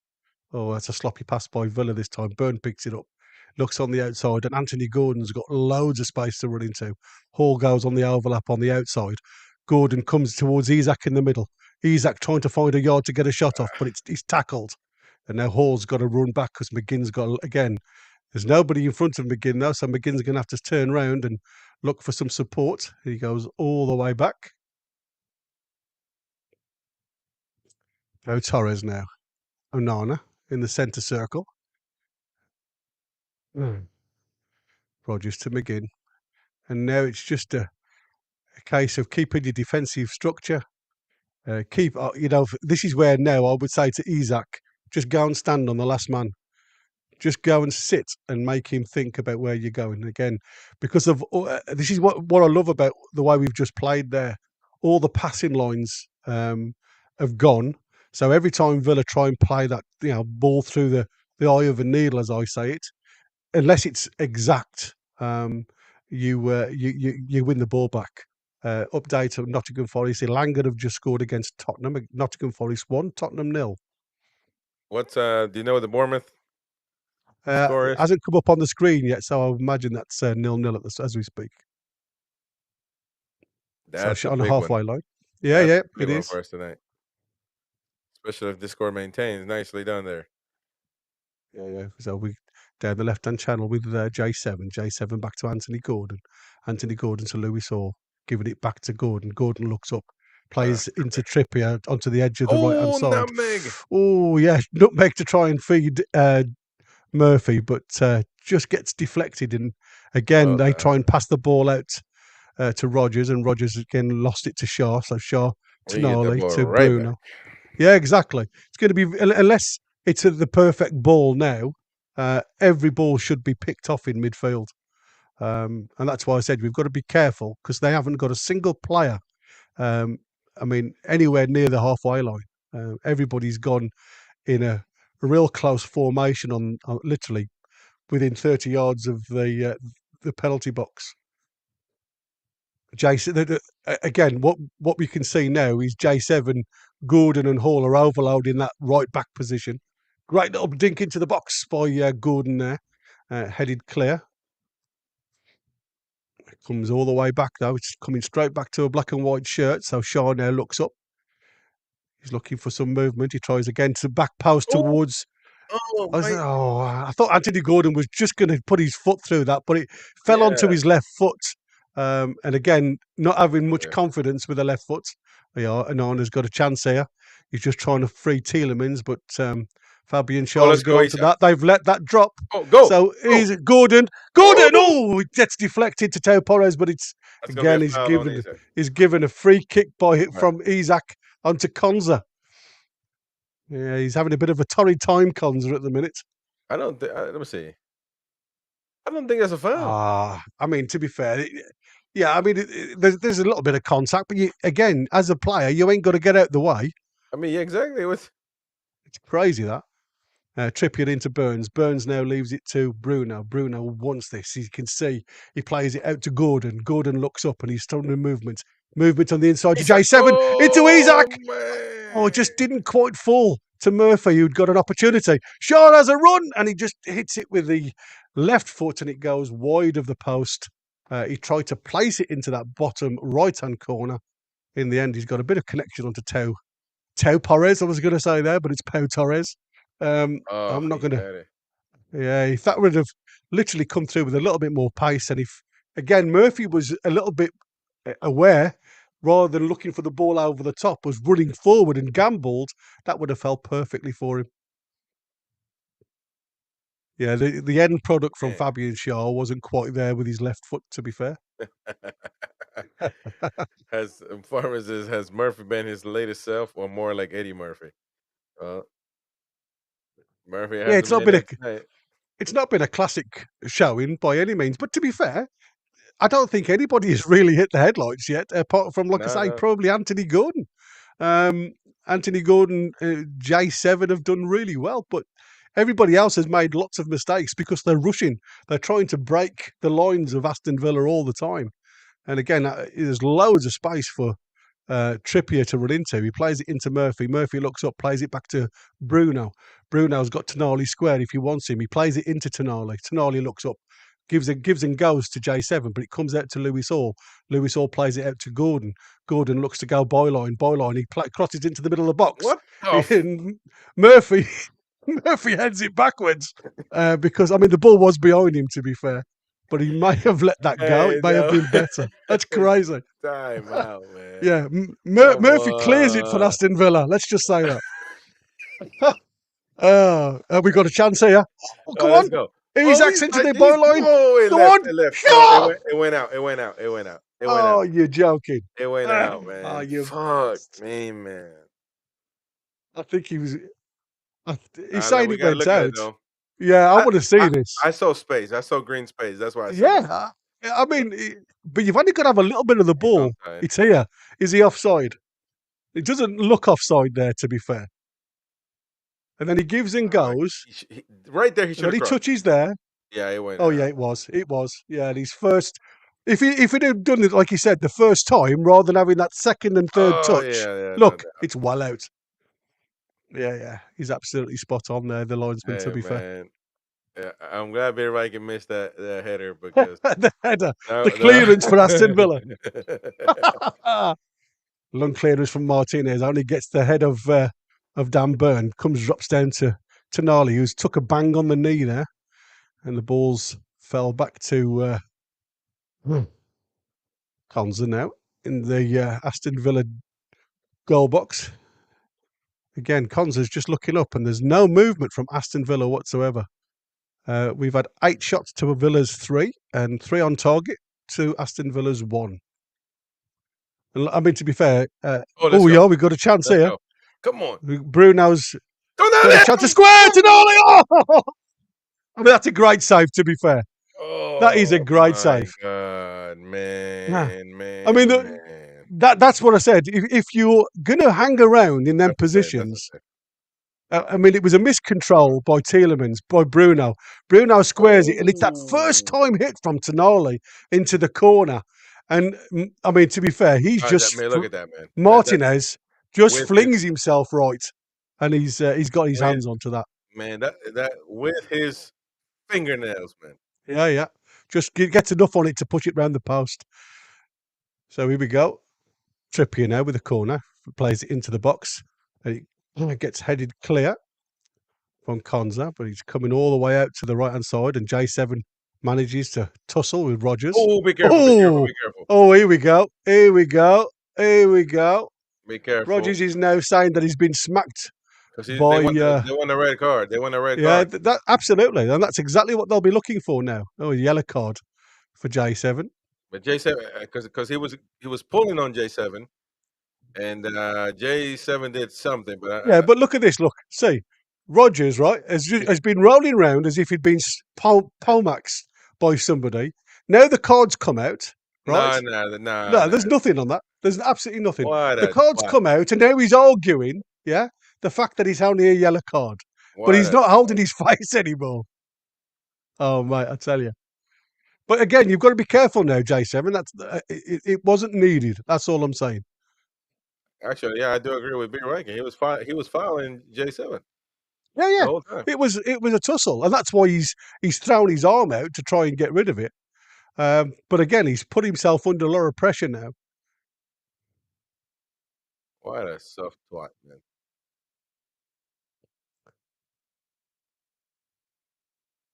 Roger still ain't happy. He still wants that red card, but my God, that was nowhere near it. It wasn't even near his face. I don't think it was a The f- yellow, man, to be honest. no, it's rubbish. So they've gone long, and it's been headed clear from Tenali up to Murphy. Yeah, mate, come on, you've got to hustle. Murphy thought he was going to have a free game here, but Tielemans was having none of it, and he's just roughed him up a little bit, and he's kicked. Murphy's just tried to wrap his foot round it, and he's kicked it out for a throw into Villa. So they're going long. Well done to between Trips, Murphy and Tonali there really played well out of that corner. J7's now tried to break the offside line, but he's just gone a little bit too early and he's offside. They're really favouriting this left hand side of Villas, though. They seem to be concentrating solely on the left hand side. Um, and again, there's no space anywhere on the park. Oh, well Yeah. done, Anana. Little step over onto Kamara to McKinn. McKinn just plays it back to Cash, and again, it just gives everybody a bit of a breather now for Villa because they've been defending for the last 10 minutes. Again, half ball to Rodgers. That's defended well by Shaw. Comes back out towards Kamara to Tielemans. Dina back to Torres. All the way back to Martinez because again, there's no all the passing lanes have been blocked. Everybody's got a player, and obviously because they've had a red card shown now, there's a spare man. So it's very difficult for Villa to try and get out here. Tonali hustling and bustling here. Look, and he's managed to. Oh, I thought that was going to go our way, but manages to get a little toe on it out for a throw into Villa. Still inside their half. Yeah. Bit of a referee. Yeah, we're just wasting It was a time, man. yeah. There was a bit of a 50-50 with Bruno and Nana there, and he's giving it a Nana. Konza brings it out. McGinn on the halfway line. Man. Oh, McGinn, come on. That's ridiculous, referee. You cannot seriously give that as not a foul. Anyway, that is terrible. If you ever watch this replay again, the way McGinn throws his body over the Yeah. ball, that is shocking. Oh, Gordon now. Tripper's one on the right side. He's got loads of space if it comes this way. Plays a nice threaded ball up to J7. J7 just miscontrols the ball. It falls out to Rodgers. Rodgers running towards the halfway line. He's got Hall, Tonali, and Gordon all chasing him. It's like, Mm, well done, Lewis Hall. He nice, was going nice. nowhere, to be fair. And he had no support from anybody in a claret shirt. So here we go again. Shaw to Trippier running up towards the halfway line, and Trippier looks up, and Bruno runs 20 yards and says, "I'll have it." Back to Tonali on the halfway line. Plays a great ball through the centre. Oh, Ah, Isak followed him rather than staying where he there we was. go. There you go, half time. Interesting. Halftime, ladies and It's gents. Halftime. Wow. it's been scruffy, if I'm honest. It's been very scruffy. Like I said, after the first 2 minutes going in the lead, we got to that point where it was just a scrap. But we've restricted them. I mean, even before they got a man sent off, but now it looks like a complete struggle for them. They need to find a different shape, uh, a different way of going about the job, if you like. So it's going to be a hard second slog for them. Well, I mean, we started really good. That's the positive. I think. Well, I mean, that start you couldn't beat it. I mean, it just 2 minutes in, bang, bang, bang, and Yeah, that's what's winning the game. To be fair, but um, I think it's just been a very even match. Actually, leaning towards Newcastle's side. I think we've been the better side, even before the red card, slightly. But and then when the red card came on, obviously it was a red card, double stump. In the beginning, I didn't think it was intentional, but then you start questioning after you're seeing the replay over and over. Mm. But it was a red card nonetheless. And but now we're gonna have to manage that because Aston Villa are one of their main targets is to try to find a red card for Newcastle. So that's something to keep in mind. You know, Yeah, and that's what we said. All these silly little yellow cards where you're just throwing an arm out or you're pulling on a shirt. That just adds more pressure, and that's what I said. It, we all know what J7's game is. J7's a spoiler.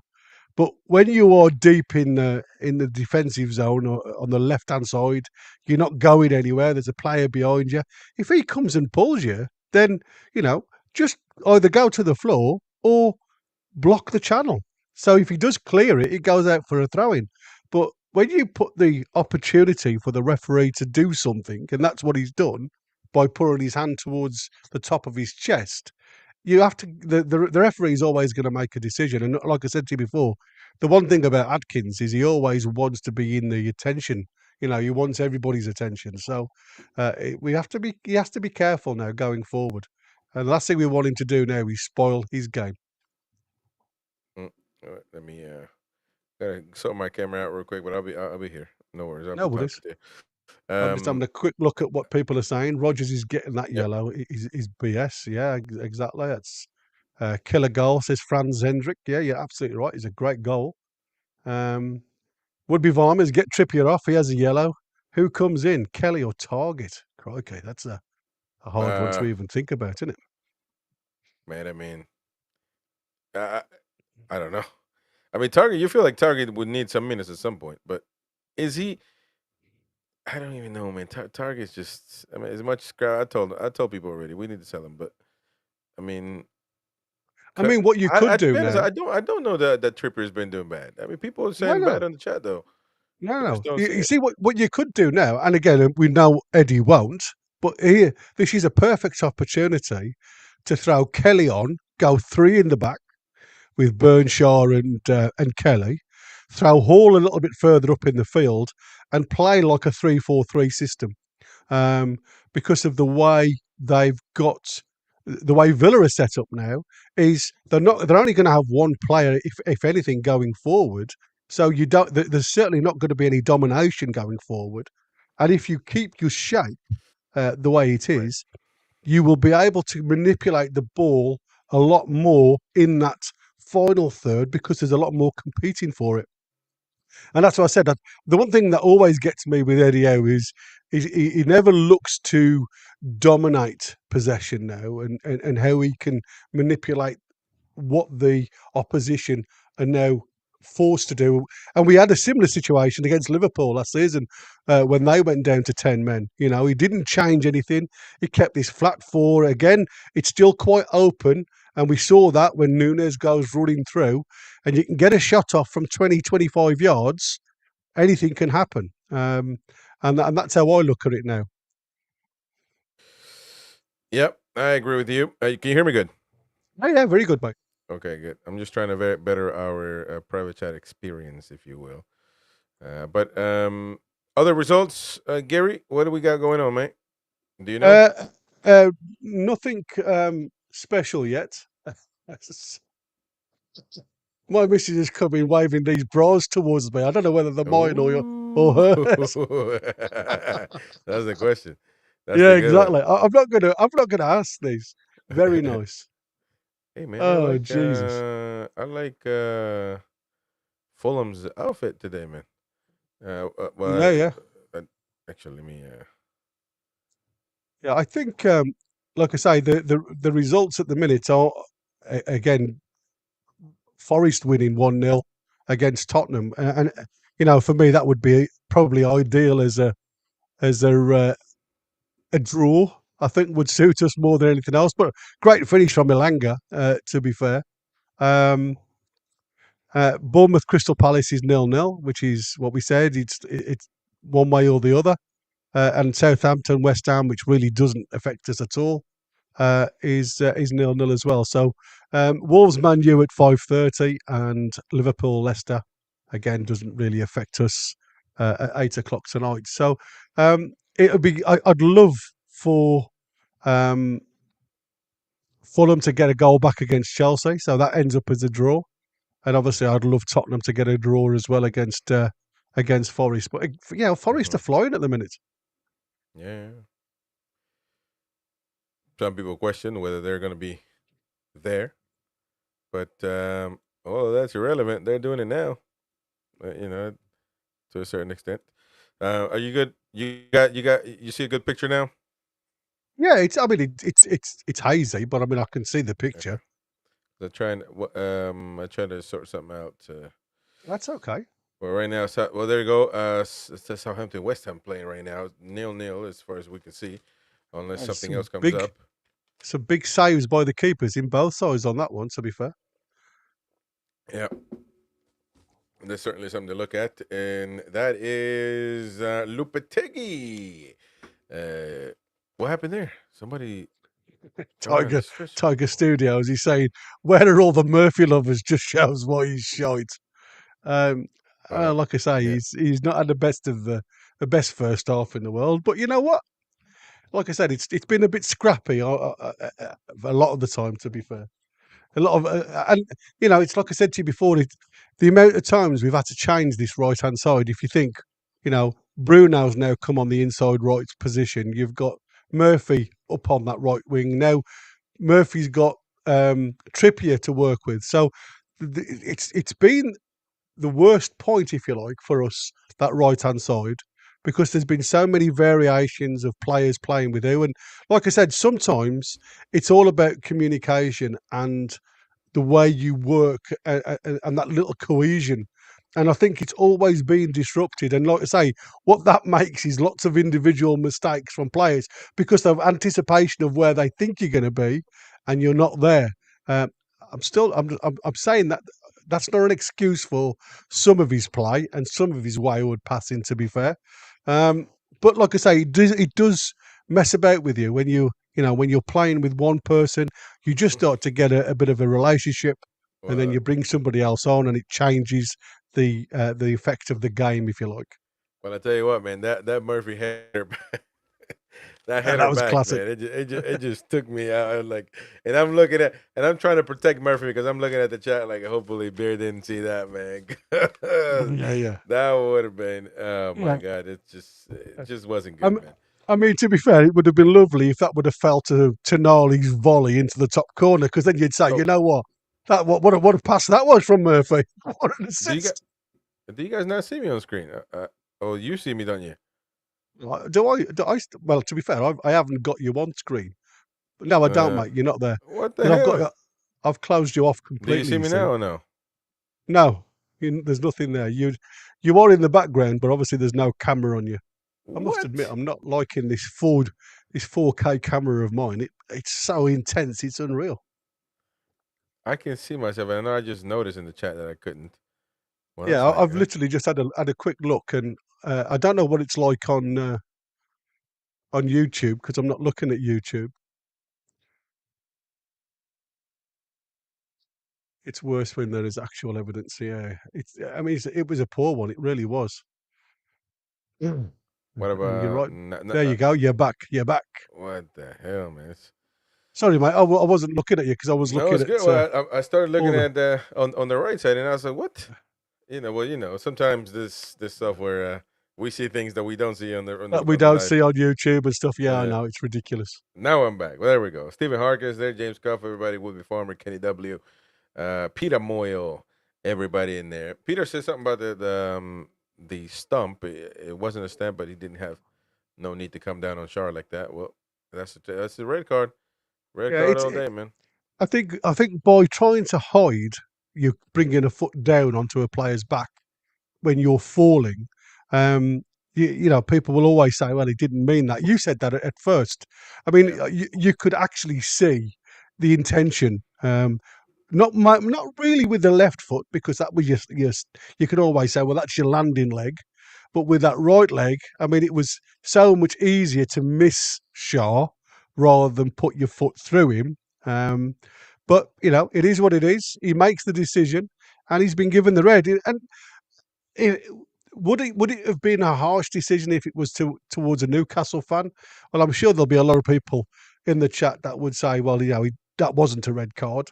When you stamp on somebody, and again, it doesn't matter how intent it is, it's just the movement down towards the player with your studs. Whether you think it's with intent to hurt, well, of course it is, because, like I say, you're going onto a part of the body that's you know quite painful when you get kicked. Um, so when people say you shouldn't be giving reds out like willy nilly, we all know what this lad's like in the middle of the park. We said it at the start of the game. He likes to put himself and he likes to get himself involved in a lot of stuff that there's no need to be involved in, um, and you're risking it. And that's what I said about J7. J7's yellow card, that could have quite easily been seen as a red by him, because he just likes to get involved. And everybody who's on a yellow needs to be aware now that Atkinson gives cards as if they're going out of fashion, and somebody should tell him that Christmas is gone and we don't need cards anymore. Well, there we go. And by the way, but Aston Villa are going to be bring Shithouser and who was that? Rogers, and I believe Rogers is South American. Uh, Shithouser is going to come, and they are going to try to get a red card for Newcastle United. So you got to be very careful, and they picked the right guy to do it, to Joe Linton, because he will fall for it. He will step on the stick if you tempt him. So Newcastle United players need to be aware that this is what's happening, and this is what you know they are going to try to do. They got to stay in the game, head in the game, because we don't need to lose a player, and then we're in this situation that we don't need. So as we look at that shot, though, look at that, man, oh man, my oh my. It was Um, a great finish. and this is the stump right there. I mean, Yeah, double stump, to be honest. yeah. Um, I'll have to get to the referee, and there we go. A little bit of upset, it's emotion from Duran kicking that bottle to the stands, basically. Not literally, but he was just really upset about that one. Um, but there I've we just had go. a look at Stephen Harker's comments there. What do you say? New toys, bras, and webcams. Gary is the YouTube Hugh Hefner. Oh, mate, I tell you. Hell Hmm. yeah, man. Peter Moyle says Big Joe is playing well, just needs to be a bit careful for once. Beer Biking double stump should have been 2 red cards. There you go. Um, but we're winning it, so we got to. I don't know if I should say we got to continue what we're doing. Maybe so, because like I said, I think we've been slightly better than Villa. Um, but maybe that's the thing. When it comes to the stump though, because Foxy is arguing that he wasn't intentional. I did have that in mind, but it doesn't matter if it's intentional or not. The rule specifies intention is nothing you can measure, because you can just say I didn't mean it, and then what? There was the proof that you didn't mean it or meant it. Yeah, The yeah. thing is what you can see, what happened on the pitch, and that's a double stump. And so just based on that, it's a red card, and I got to give it to the referee though, because he saw that quickly, and I thought that he was going to go to VAR, Yeah, yeah. and maybe that's what caused Duran to kick that bottle out of emotion, because he wasn't given the opportunity to maybe you know see that out. Ollie Watkins on the pitch though. I was just going to say, it's up to Aston Villa now to change something, and like I said, they've not really won the midfield battle, so now they've got to move the battle to another position. And I was just going to say exactly that. Now you've said it. By bringing Watkins in now, they'll miss a player in the middle of the park. So Hmm. where do we need to aim the ball now? It's obviously central.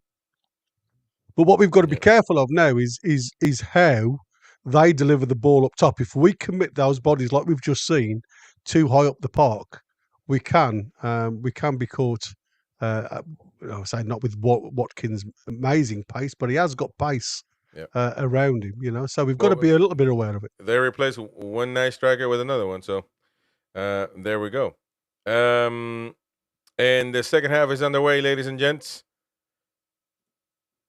Really entertaining matchup, to be honest. So we're underway.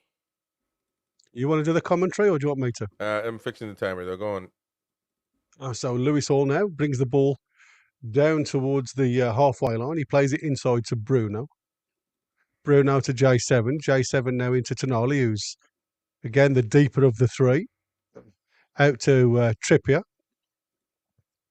Trippier back to Tonali. Tonali then just, again, no pressure on the ball from Watkins. He plays it inside to Bruno. Bruno out to Hall. Gordon now on the outside on the edge again, and he's just cutting inside, bringing Cash with him. Well, he's tried to reverse little ball in towards J7, but it's a bit too strong, and it goes all the way through to Martinez.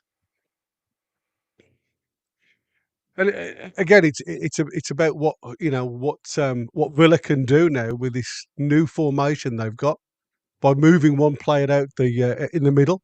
They're obviously going to try and move the ball probably down the width and feed Ollie Watkins that way.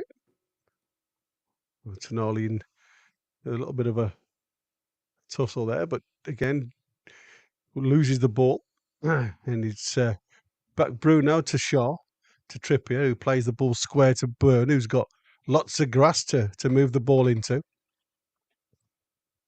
He just stops and just waits to see some movement and get the lads in position. All the Aston Villa defenders now and all the Aston Villa players all in their own half. Hall got lots of time. Plays it out. Oh, there's been a bit of a collision between McGinn and Hall there, off the ball.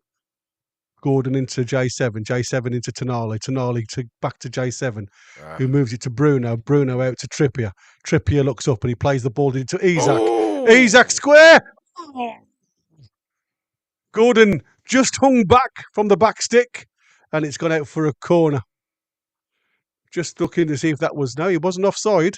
So Isak had all the time in the world, but because he was difficult to pull the ball back towards Tonali, who had space in the middle of the park on the edge of the 6-yard box, it was Matty Cash who had to slide in at the back stick and clear it for a corner. So Trippier now to go an in-swinger. Hopefully we can get this in the right areas now. There we go. With a bit of quality. Driven towards the back post, but it's over everybody and it's out for a goal corner. A goal corner? A goal kick. A goal corner. A goal corner. All right, second half, man.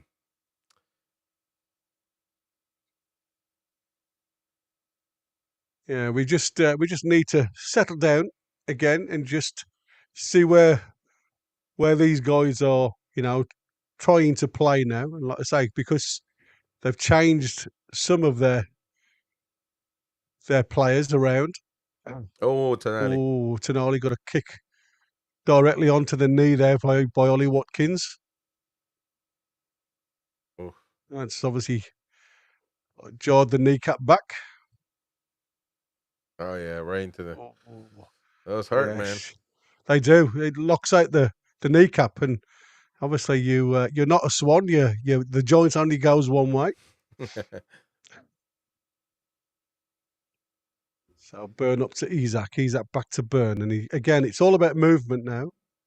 The boys just keeping hold of the ball and trying to draw Aston Villa out towards them. And to be fair, they haven't got to go for another goal.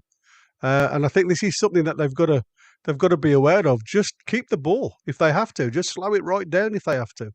By the way, Craig Hope saying that Jason Tyndall was sent to the stands. Not sure. Okay. What that has. But it says Jason Tyndall sent to the stands at halftime. Murphy. Oh, massive deflection off Torres. Murphy there was going to come back and haunt us from what we were saying at halftime. And it was, again, a sloppy ball across the box. And it was cut out by Murphy, who drives it at goal. And it was Torres who gets his legs behind it. And it takes it just shy of the post behind for a corner to Newcastle. So it goes short this time. Tonali now. gives it to Hall. Hall plays it into the middle towards Murphy. Murphy's got loads of time. He plays it to Gordon. Gordon out to Bruno, who's on the left-hand side this time. Bruno's looking at the far post, but it's just too much for everybody. He was looking at Dan Byrne at the back post, but he's just over it, and it's gone out for a goal kick. Apparently, there was a fight in the tunnel, Mad Dog and a Villa analyst who was also sent off. So, no clue. Didn't get none of that. But interesting. Yeah, I say I've only seen Eddie Howe on the sidelines, to be fair, all match. I haven't really looked at Mad Dog. So Martinez plays towards McGinn. Lewis Hall wins that one, and it's fell to Gordon. Gordon looks for Isak over the top. Isak's got away from his player. Konza had a bit of a slip, runs in towards the box. He tries to square it, but it was quite a poor ball, to be fair. But his deflections come out to Gordon. Gordon looks to play it onto his right-hand side. He plays it inside to J7. J7, he's looking for half a yard. He has a shot, but it's gone high and wide on his left foot. Yeah, Gordon all the way out. Yeah. Tried to give himself half a yard just to get his foot wrapped around it, his left foot. But as he was just leaning backwards as he hit it, and it's high and wide. As we know, Mighty Wind met Jason Tyndall, and Tyndall gave Mighty Wind the bug.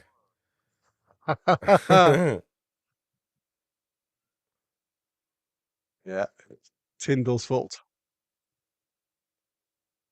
One clearance from Martinez falls onto the head of Shaw. That was a poor pass, Trippier, man. That's a foul, though. Come on. Yeah.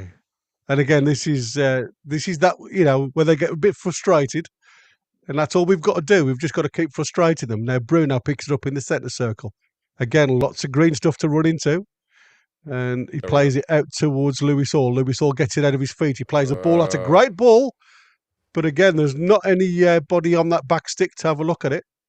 Rogers back to Digne. Digne dinks it up towards Ollie Watkins, but again, he's got no chance. He's one player on three there, and he falls back to Tonali now. Tonali on the right side. He plays it inside to Isak. Isak's come deep, and he's looking again for some support. So he out to Trippier. Back to Isak, who gets a bit of a challenge by Onana, and that's a foul, I think, rather than a throw-in, but it's gone quick again to Shaw. Again, every player in the Villa half, which seems to be the way it's going to be for the rest of the game now. This is why we've got to keep our concentration. So Fabian Schär now in the centre circle. Plays it to Bruno. Bruno gives it back, and again, Villa are allowing us to run into them spaces. They're playing this 4-4-1 scenario where, again, they're just trying to keep everything really narrow. Back to Tonali. Out to Trippier. Trippier's got a lot of space to give it to Bruno. Bruno looks up, tries to play a square into Isak, who first time shot, just gets it into, unfortunately, not wide enough to really trouble Martinez, but slick pass from Bruno into Isak, who's one touch out of his feet, and he has a shot on target. So, yeah, well played.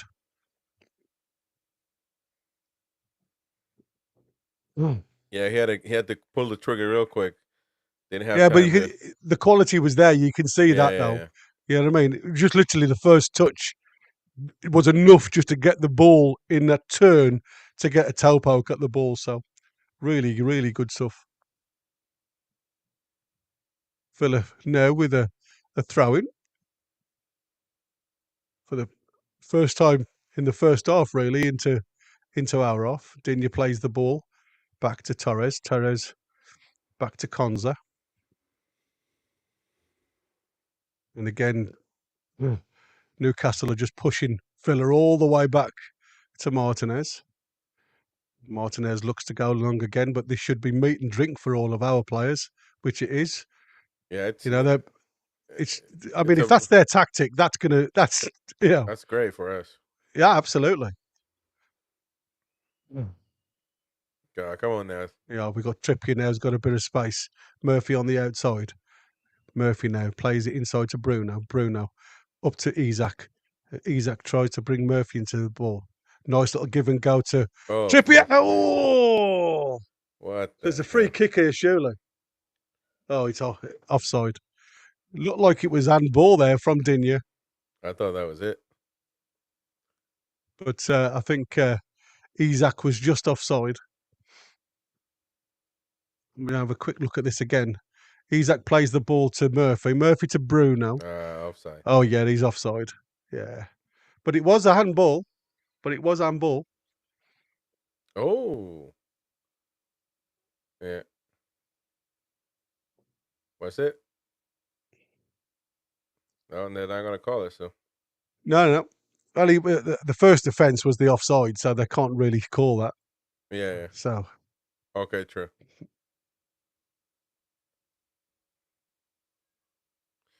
Oh, Anthony Gordon breaking on a tug. Yeah, I've breaking just seen news that. for Man U. Marcus Rashford not named in the squad for the game against Wolves. That means he might be leaving. Oh yeah, he's definitely on the way out. Apparently, there's been a bit of a bust up behind the scenes, which is typical. Anyway, Villa go long this time again. Ollie Watkins is isolated against Dan Burn, and like I said, if we lose that contest when they kick the ball long, there's something wrong. Especially if we stay a little bit deeper. Anyway, the ball's gone up to Trippier to Murphy. Murphy's running inside. He's trying to. Oh, Murphy, you've just dawdled on the ball. Narnus picks the ball off him. Up to Watkins to Rogers now. Rogers looks at getting inside of Trippier, and Trippier's got. He's just run into Trippier there, and like I said, he's fallen, and Trippier's uh, keeping the finger into Digne's chest. Trippier having an issue So, with Digne. yeah, right. I mean, Rogers is just being an absolute shit at the minute. He Yeah. steps inside, and I mean, That's not a again, foul, man. That's you not a you you foul. you haven't got to move as a player. That is not a foul, man. What it? But this is, like I said, this is typical referee.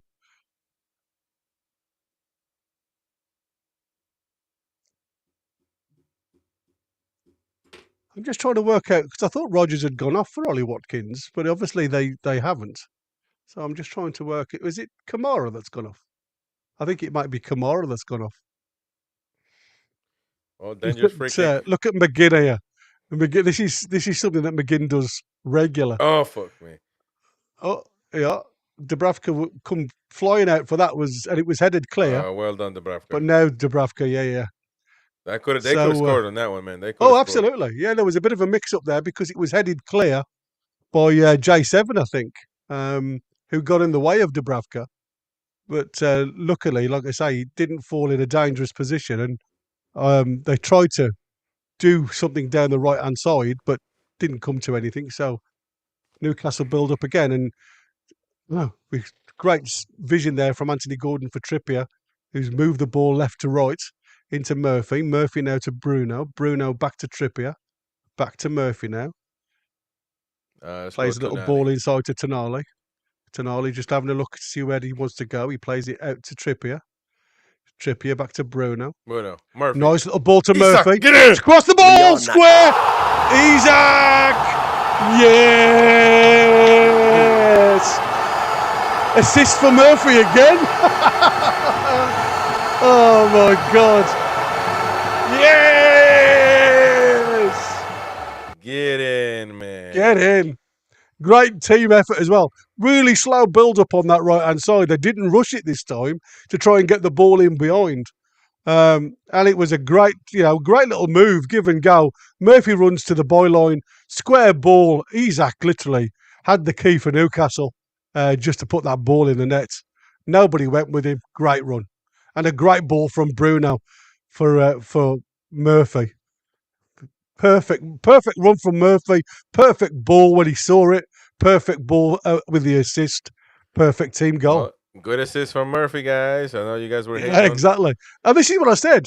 You can have 25 poor touches, but if you get the one touch right that gets you the goal, that's all that matters.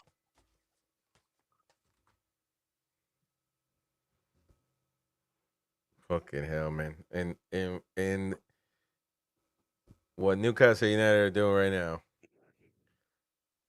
Got to put into perspective because they are getting the Oh, job done. absolutely.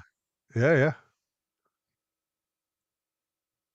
And I mean, you can only imagine what it's like there now with the noise. It's just going to be, because now the pressure's off the fans.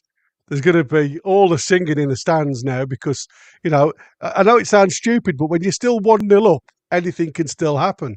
So they're relaxing now. The songs are coming out, lots of noise, and we build again. Bruno out to Tonali on the right-hand side. Tonali looks around about the 25 yards on the corner, plays it into Trippier. Trippier plays a nice little touch into Isak. But again, it's a bit of a short ball to Murphy, and it's been given back to Villa. Rodgers now picks it up to Torres, who's got a little bit of grass to run into. Faced off by J7. Then they come down towards Matty Cash on the right-hand side. McGinn plays a little bit of a run down the side, but McGinn falls to the ground, as always, from a little bit of a challenge. And I'm sure I've just lip read that Gordon said to McGinn, "I'll see you next Tuesday." I don't know what's happening. See you next Tuesday. But anyway, back in the middle of the park. Well, that is Kamara, so it's not Kamara that's gone off. And Nana. It's Tielemans that must have gone off then in the middle of the park. We got to press, man. Yeah. So There McGinn again. Get the ball back. That's what I said. Here we go now. Play to Murphy. Murphy. He has a shot. Come on, Murphy. Go on. Isak. Oh, he's offside. He's offside. What the heck? Oh. What the heck was that, man? Let's have a look at this. It was the first movement, apparently. And this is what I said. If you give the ball away there should be an absolute overrun of players up top. So Martinez plays it into McGinn. McGinn plays a silly ball back to Isak. Isak Murphy. Out to Murphy. Oh, no, he's not offside. He's not offside. He's onside. Yeah, he's onside, mate. That's going to be overrun. What? That's going to be overruled. What is this? What? What is this? Wait. Something we're not looking at. Okay, well, we're still 2-0, guys. And the game's continuing. So, Tonali now plays it inside to Murphy again. Murphy looks to give it to Bruno. Bruno shoots. Deflected again off. I'll tell you something now. It's one-way traffic, isn't it? This could be, how many? Yeah, this could be. People are saying his knee was offside. Oh, right, okay. Okay, well, that's one of the tough ones, isn't it? Because it was very close. The offside is about taking advantage. How is that taking advantage when your body's leaning the opposite way of goal? Well, what got me was that it was that close. VAR really didn't take that long to say yes. Usually it takes ages. Yeah. Ball comes deep from the corner. Into the ball. I thought that was in. Come out to Bruno this time. Isak tries to... deflected again out for a corner. It is shot after shot now. We go short on the corner. Comes out to Gordon. Gordon gives it back to Isak. Isak's got the bit between his teeth now. Out to Hall. Back to Gordon. Gordon to Hall. Hall tries to go quick, and it's a corner ball. What? No way, referee. You are taking the P now. Honest to God, you are taking the P now. That's what I'm saying with this Atkinson. He is such a knob. Anyway, Onana back to Martinez. There's so much pressure on the... look at this. Come on, Joe Linton. Murphy. Oh, hit the ball. How can you hit the ball from there, man? Murphy. Back to Isak. Isak. No. Oh, no, Isak. Oh, what did Murphy just do, bro? What did Murphy do there? I mean, that was just too easy to score. Oh, my Ball God. comes back from Onana. Martinez is all over the shot. Plays a crazy ball out to J7. Mind saying that, it wasn't as easy. He's tried to hit it first time into the roof of the net to clear the keeper. It looks a lot easier than that when I first saw it, to be fair. But anyway, it is what it is. Oh, man, he's right in front of goal. Yeah, he's 8 yards out when he hits that on the instep volley. And he just couldn't keep it down. Which is crazy, really. I'm glad he's not in my fantasy league. Man, I guarantee you nobody's picked him for his fantasy league other than himself. He could have been one of those cheap options for the bench. Oh Anyway, man, that's ball comes crazy, to man. Bruno. I don't think Bruno that's up not. towards Murphy. Murphy now driving down again towards the box. Uh, Tries to square the ball into J7, but again it's deflected back towards McGinn. McGinn back to Rogers. Rogers on the square now. Villa now trying to step up the tempo. Rogers steps over Bruno. And then Tonali. And again, he's coming. He's fighting about 3 or 4 players. And the referee's going to give him, because of the amount of players that are around him. But I mean, he could have played on there. Rogers still had the ball at his feet, and he could have played the advantage, but he decided to blow anyway. Stupid bloody referee. I'm not. I'm not. I mean, people are saying it's unlucky he hit the bar, but that's not going to work on this one, man. No, he should have finished that. He should have finished that. Man, I that's mean, I crazy. understand him trying to control the volley. I mean, he didn't lash at it, but he should have. I mean, I also understand it should have been, he's trying to clear the keeper. But come on, he's got to, even if he makes the keeper save, it's better than hitting the bar. So anyway, they've tried to find Ollie Watkins again there and with a long ball, but again, it's straight back to Newcastle. Tonali now from the centre circle brings it Let's into go. Guimaraes. It's a ball across the centre. Oh. And then Kamara just slides in and, what is it, Konza, sorry. Konza slides in and just gets there in front of Isak. Yeah, good ball from Murphy again, but like I say, Konza has to slide in just to get himself in front of Isak because Isak was just waiting to side foot that in. And by the way, I mean, now Newcastle are demolishing Aston Villa. So, Oh, if it was a boxing contest, it would be all over, mate. The referee would have stopped it. Yeah, the in-swinger from Hall has gone straight into Martinez's hands. So they're just going to try and slow it down a bit, Villa. But Martinez has played some really dodgy balls out from the back that have put Aston Villa in so much problems. I mean, as daft it looks, that could have been 2 goals given away there. Rogers just shrugs off Tonali, runs into the centre circle. He's running loads with the ball there. Oh, Ollie Watkins just tries to get round. Oh, hold on. What? Oh, see, right. He's not given the foul against Shaw. He's given the foul against Rogers back here. I mean, it's stupid. Absolutely stupid decisions. let's take a look at it. I mean, he's a good player, Rogers. I mean, How's there's that not a a foul there. foul? There's no How foul is that there. a foul, man? Ah, man, and this referee gets all the games too, man. I see him everywhere. How can Yeah. you? It's fucking crazy, man. They have no quality control whatsoever. Referees in the Premier League. By the way, referees bad all over the place, everywhere. But So my goodness, man. Kamara and Cash and Rogers have gone off now because obviously they're trying to. Jushin Barkley, Nejovic, and Bailey's come on. So Leon Bailey's on. So Liam they've gone for a bit Bailey. of pace down that right hand side. And Yeah. Malkovich. I'm glad Rogers is off. He's like a bane of my life. He's such Tony, a grafter. Tony T. It was Isak that scored the second goal, and Murphy missed a goal right in An front open of goal. an open goal and hit the bar too. Yeah. If you were that close, that's basically under the goal, and you don't score and you hit the Yes. bar. Hitting the bar is not a compliment. No. It's not a competition for hitting the bar, mate. So Digne with the free kick, about 45 yards out, plays it to the back stick.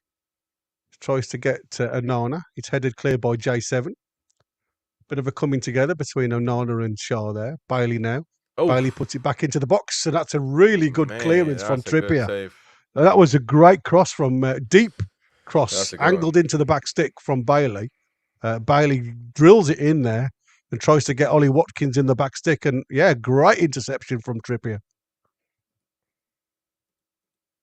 And again, that's what I said. The lad switched on. So well done. Because it would have been easy to leave that thinking that it's going to go out or the keeper's going to pick it up. Then with a in-swinger. Left footer. Try and get this under the sticks, but he goes towards the back post. Goes up in the air and Oh, he spilled it there, Dubravka, but it fell to Konza, but shouldn't hurt anybody. McGinn throws it back in. It's headed clear by Byrne this time. And then it's a bit of a tussle. And there's two players running after this ball. And Martinez, Bruno's obviously not the paciest guy in the world. So anyway, again, it goes long towards Bailey. Bailey picks the ball up. Murphy now facing with Bailey with, I don't know where Lewis Hall was. Lewis Hall obviously on the picking up the back stick from the previous attack from Villa. Got out for a corner again. So Villa again.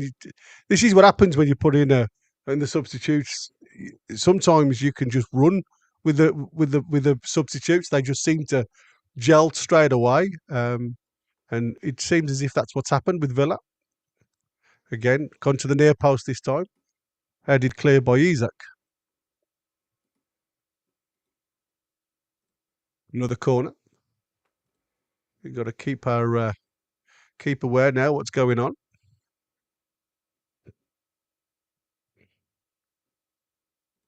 Dinya in with a in swinger again. He's had one near stick, one back stick. See where this one goes. Goes pretty central this time. Again, headed clear by J7. Bailey lets the ball bounce. Gordon picks the ball off him, but unfortunately, Bailey just gets a toe to it. Back to Mialkovic, all the way back to Martinez. Martinez goes long. West Ham are just beating Southampton. Trippier. Murphy now, centre circle. Gives it to Hall. Hall on the halfway line. Nobody coming to close it down. Plays it all the way out to Isak, who's hugging this left-hand touchline now. Hall goes inside. Gives it to Dan Burn. Shaw. Virtually walking pace now, to be fair. Yeah. Isak and Hall trying to get in the back stick. Plays it inside to Gordon in the middle. Tonali now picks the ball up. Tonali plays it inside to Lewis Hall. Lewis Hall goes square! And it's just cut out again by Konza for a corner to Newcastle. Again, lovely play. Really slow build-up. Lewis Hall just tries to get in behind. Great little ball into the 6-yard box where Anthony Gordon was trying to get on the end of it. And Konza just gets his toe to it, puts it out for a corner. Anthony Gordon now with an in-swinger. Trippier stayed well away from this one. Gordon into the box straight. Too easy for Martinez. No challenge. Martinez throws long. Mialkovic plays it in towards McGinn, but again picked up by Shaw. Joe Linton. Joe Linton looks up and he wants some support. Gets a toe on it, and it comes all the way out to Lewis Hall, who has to run back a little bit to pick up the ball. Burn. Trippier. Trippier and Shaw have changed positions at the minute. 18 shots to Villa's 3, 6 on target for Newcastle, 1 on target for Aston Villa. Yeah, it's been to be honest, pretty one way, hasn't it? Yeah, one way the whole match now. I mean, you know, it's even though 2-0 is a Lions score, to be honest. Yeah. I mean, it should have been 4-0. Oh, crikey, easy. Yeah, I mean, the amount of chances that they've given themselves, and this is what you've got to do. You know, you've got to be really clinical. And the chances that fell to Murphy is, you know, these are the ones against the bigger teams, but could come and bite you on the bum, really. And that's what we've seen. Shaw goes long to try and get Hall on, but it's just a little bit too long. Hall miscontrols it, and it goes out for the Villa throw-in. Deep in the Villa off. Eddie Howe's just shouting some instructions out to the lads. Some of the Newcastle players now all getting stretched. And Burn over the top of Watkins. And it comes all the way back to Shaw, who fires it back towards Dubravka. Dubravka to Burn. Burn up to Hall. Hall's looking for some support. Gives it inside to Tonali. Tonali just puts his foot on it. Hall goes inside this time. Really nice play. There's a free Oh, does kick it there, call that? referee. Oh, come on. Oh, no. That's terrible. Honest to God, that is so poor. Yeah. It's all the way back with Konza. So Isak shouting at all of the Newcastle, all of the black and white lads, come on, close that space. Has got a long ball again to Watkins. Burn and Shaw then gets a little bit of a mix-up, but luckily it falls nicely for Shaw. Ollie Watkins is just looking at Martinez and saying, what do you want me to do with that? It's just, he's got no chance. Absolutely no chance. Tonali now. Tonali's just looking up and saying, come on, boys, give me something to aim at. Villa have just stepped right off. They've gone really narrow again, 4-3-1.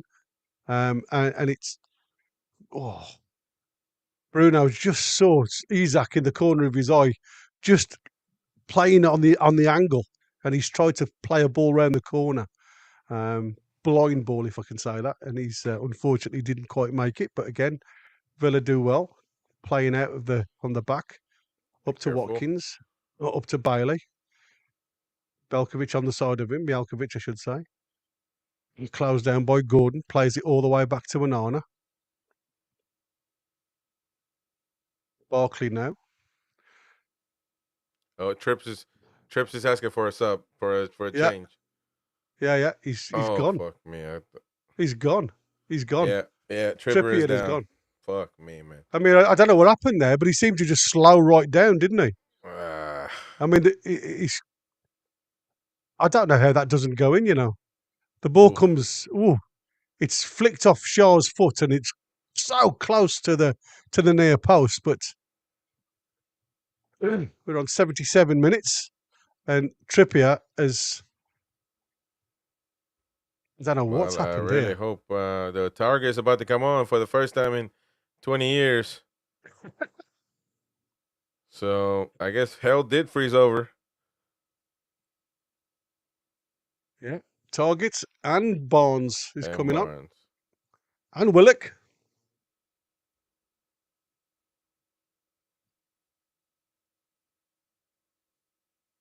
Yeah, targets former club, so see what he can do against his former club. It's funny, isn't it? How sometimes you can come back for your debut against your former club. Exactly. Tony says Chris looks excited. Murphy's coming off. Murphy's target coming for Trippier. So who's coming off for Joe Willock then? Well, that was it. No.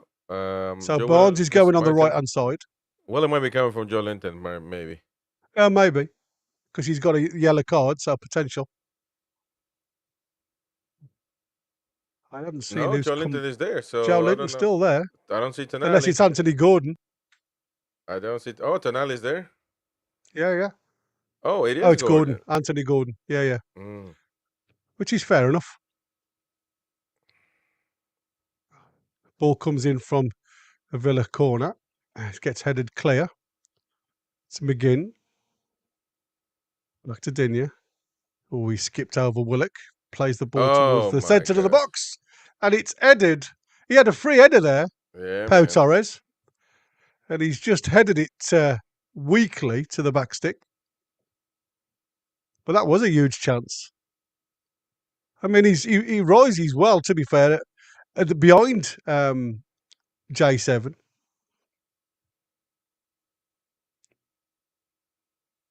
McGinn's going off now. Buendia's coming on. I think. Yeah, Buendia. Buendia, Ecuadorian player. Good player, Buendia. Yeah. That means that's what I say. You think of what they have on the bench, the likes of Barkley and Bailey, all of these players aren't elite players, but they're all very good players, well, saying very good players, they're all very good squad players. Great. That's good about Cards Game. It says target looks like, wow, I have to play for my 100K a week. I'm 100K this week.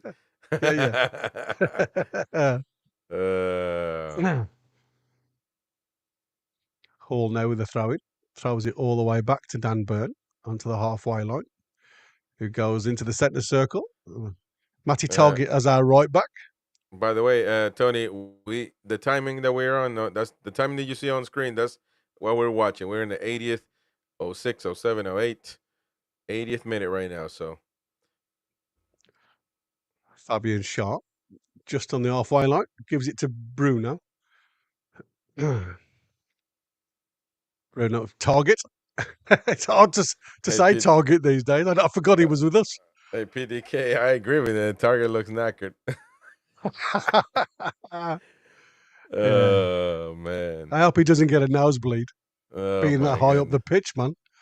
Tonali, I mean, look at Tonali there saying to Burn, why didn't you have that? Goes long shot to J7 now. He's on the left hand side. J7 comes onto his good foot, plays it into Willock. Willock back to Tonali. Oh, Tonali just tries a Tonali. nice little ball into Hall. There we go. Hall tries to play to the back Park! stick. Come on! Oh, he's Get in. cleared off the line. It is a goal! Bruno! Bruno! Yay! Get in. Get in! Get in! Yeah, really nice play again. That nice movement from Louis Hall into the channels. I can't yell too much because I got grandma sleeping on the next door, but Oh, that's okay, mate. That's okay. I'm 3-0. virtually the same. They're gonna call But for an like I say, offside that's now. Stop playing, are man. they just waiting for confirmation? Let's take a look at it. Let's have a look. What a pass by Tonali, by the way, right there. Oh, great Boom. pass. Yeah, look at that. Beautiful pass. Subtle. And then It goes square. Oh no, they ain't got no. nothing to do, man. That's got nothing to do with it. He's just fired the ball at Bruno, and it's come off Bruno's arm into but his arm's not away from his body. No, that's not a handball at all. Yeah, it's not a handball.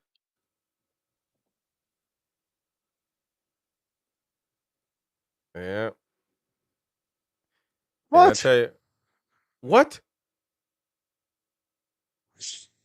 Are you kidding me? Fucking Nora. The ball wasn't away from his arm. Oh It's just come my off his arm God, because it's man. been fired at him.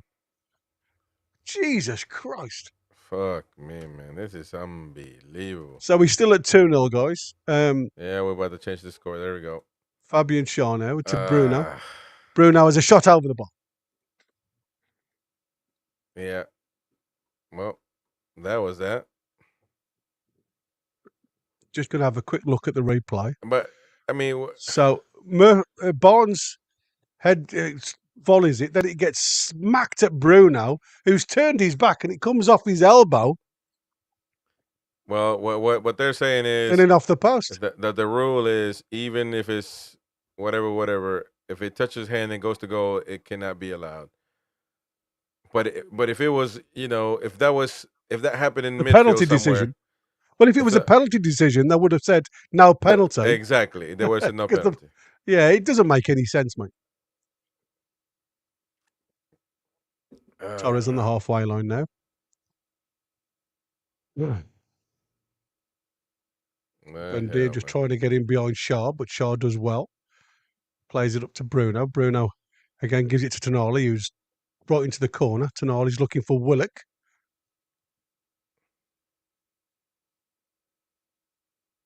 And Delkovic just gives it to Martinez, gives it to Konza, out to Anana. Wow, Onana, what a numpty, man. Yeah, That is not a come foul, on. man. How is that a foul? I guarantee it's Are gonna you be. serious? Onana made the stupid What was the mistake difference of before? running. Honest to God, when you get body between ball and player, that is not a foul. Onana made that stupid mistake of going to that way instead of going the opposite way. And I just don't get it, man. This referee's been calling these fouls all day too. Yeah, it's been a bit of a strange one, I must admit. Non-fouls. Absolutely. Again, just putting himself in the limelight, like I was saying. Oh, Chelsea won, Fulham won. Wilson's got an equaliser, which is good. People in the chat, let us know how Bournemouth is doing. Still 0-0. I've got my eye on it.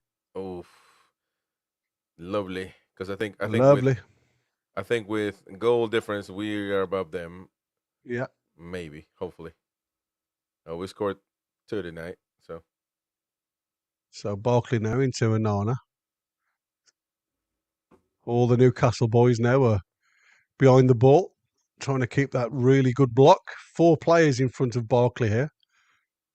Barkley throws it out to Konza.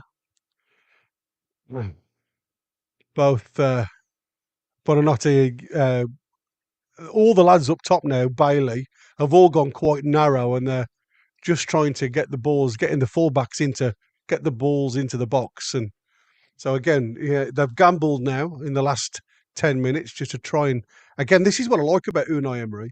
The game's lost, but now he's just changing it up a little bit, playing 3 players up top with only 10 players to try and get something back out of the game.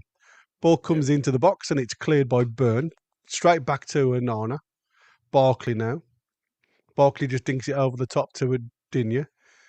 Again, this is where all of a sudden Aston Villa are taking more of the ball, not causing us any harm. They're just literally, again, the pendulum. Really good defence at the minute. Target did really well there. Gets the block on the cross. That's 100K block right there, man. Yeah, that's 100K block. Comes back to Barkley. Barkley again, just to try and do something with it. Barkley goes into the box this time. Nobody there though, and it goes all the way through to Dubravka, who just walks out with the ball nonchalantly, rolls it out to Shaw. Shaw now just taking his time, gives it to Byrne. No hurry. We are in the 87th minute.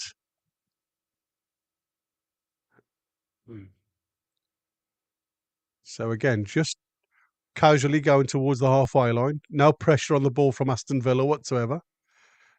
Couple of really nice runs from J7 that wasn't picked up. Again, Byrne on the halfway line now, just got his foot on top of the ball and saying, if you want it, lads, come and get it. Bruno now comes and gets it. Tries to pick up the pace a little bit more. Bruno, Barnes back to Bruno. Bruno swings the ball across to Hall on the left-hand side now. Hall sees J7 on the inside, gives it to him. J7 being jockey by Konza. It comes out to Willock. Willock into Tonali. Tonali looks up, goes squared again to Shaw. Shaw got a lot of grass to run into. Is Shaw going to lock and load? No, he plays it to Bruno. Shaw goes for a give and go. Loop over the top. Isak, Shaw, Isak, Shaw. Ball just wouldn't fall for him though, and he's now flagged for offside.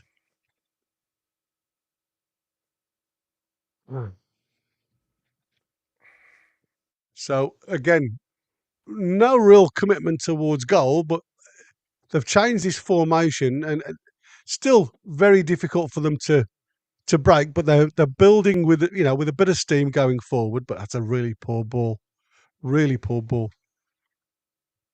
from Konza. But again, you literally from the start of the game, isn't it? You look at it, the tempo from us was there right at the start. We've gone at them, we've got the goal, and Aston Villa haven't been in it since. It's been a very, mediocre Villa performance, if I'm honest. And obviously losing Duran, who the Villa fan with us that was before, saying he was an elite player. Ball over the top to Barnes. Barnes picks it up on the right-hand side now. Bonanotte goes all the way back with him. Plays it inside towards Bruno. Bruno's looking for support here. Tonali's just inside of him. Target now comes inside. I mean, there's so many players that you can go to. Target plays it all the way back to Shaw. Shaw inside to Tonali now. Tonali on the halfway line in the centre circle. Gives it back to Shaw. Shaw looks to go diagonal out towards Isak. Isak now running in towards the penalty area. Takes on... Oh, what's that? That's a really poor effort there. I think Isak was just swinging one into the top of the net. And Martinez is like, what was that? Just giving him a little bit of shithousery there, Martinez. Yeah, but again, you can see the confidence in the lad. He's driving into the box on his weaker foot and trying to rifle something into the top of the roof of the net. I mean, it was nowhere near, to be fair, but he's got the confidence to have a go. Barkley now getting hustled and hurried by Willock. Comes out to Onana, running towards the centre circle now. Tonali chasing him. Little give and go now towards Buonanotte, and Bruno gets the ball back, plays it up to Willock. Isak on the left of him, Tonali on the right, gives it to Isak on the edge of the box on the left-hand side. Again, looking for some support, keeps the ball at feet. Bruno just on the D, just trying to find a bit of an angle of a shot. Deflection comes back out to Target, then to Barnes. Barnes gives it to Bruno on the edge of the box. Bruno's just saying, come on, Target. And that's what I'm saying, you see. He's just not switched on there. Bruno had rolled him a ball where Target could just get a cross into the box. But Target was just on his heels. That's a really bad ball from... Go on, J7. J7! J7! That's the one. Get in! Yes! I mean, that's really bad by Onana. That was a sloppy ball error defence. Straight to J7. Wow. J7 just drives it back towards the box. I think there may have been a slight defection on there, but it's in the far. I mean, Martinez was flat-footed. Hammered into the far corner. What a great finish. Unbelievable. What a shot, man. But what's this ball from Onana? This is so bad.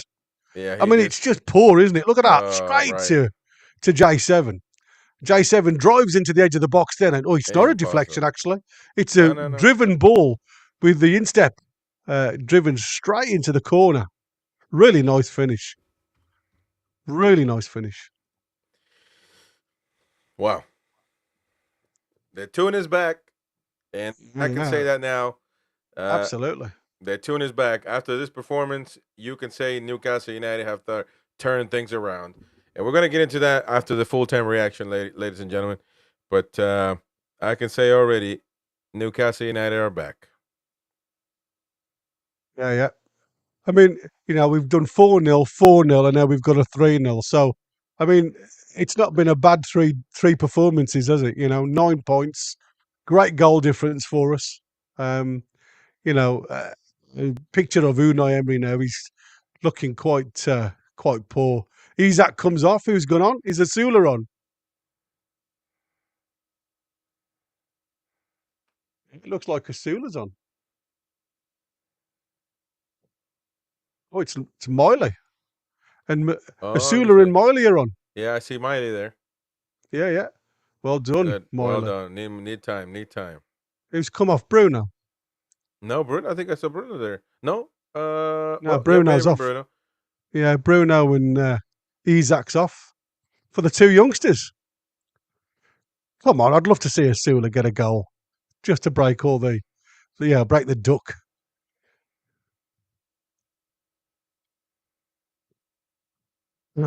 Burn to Shaw. Shaw now just on the again.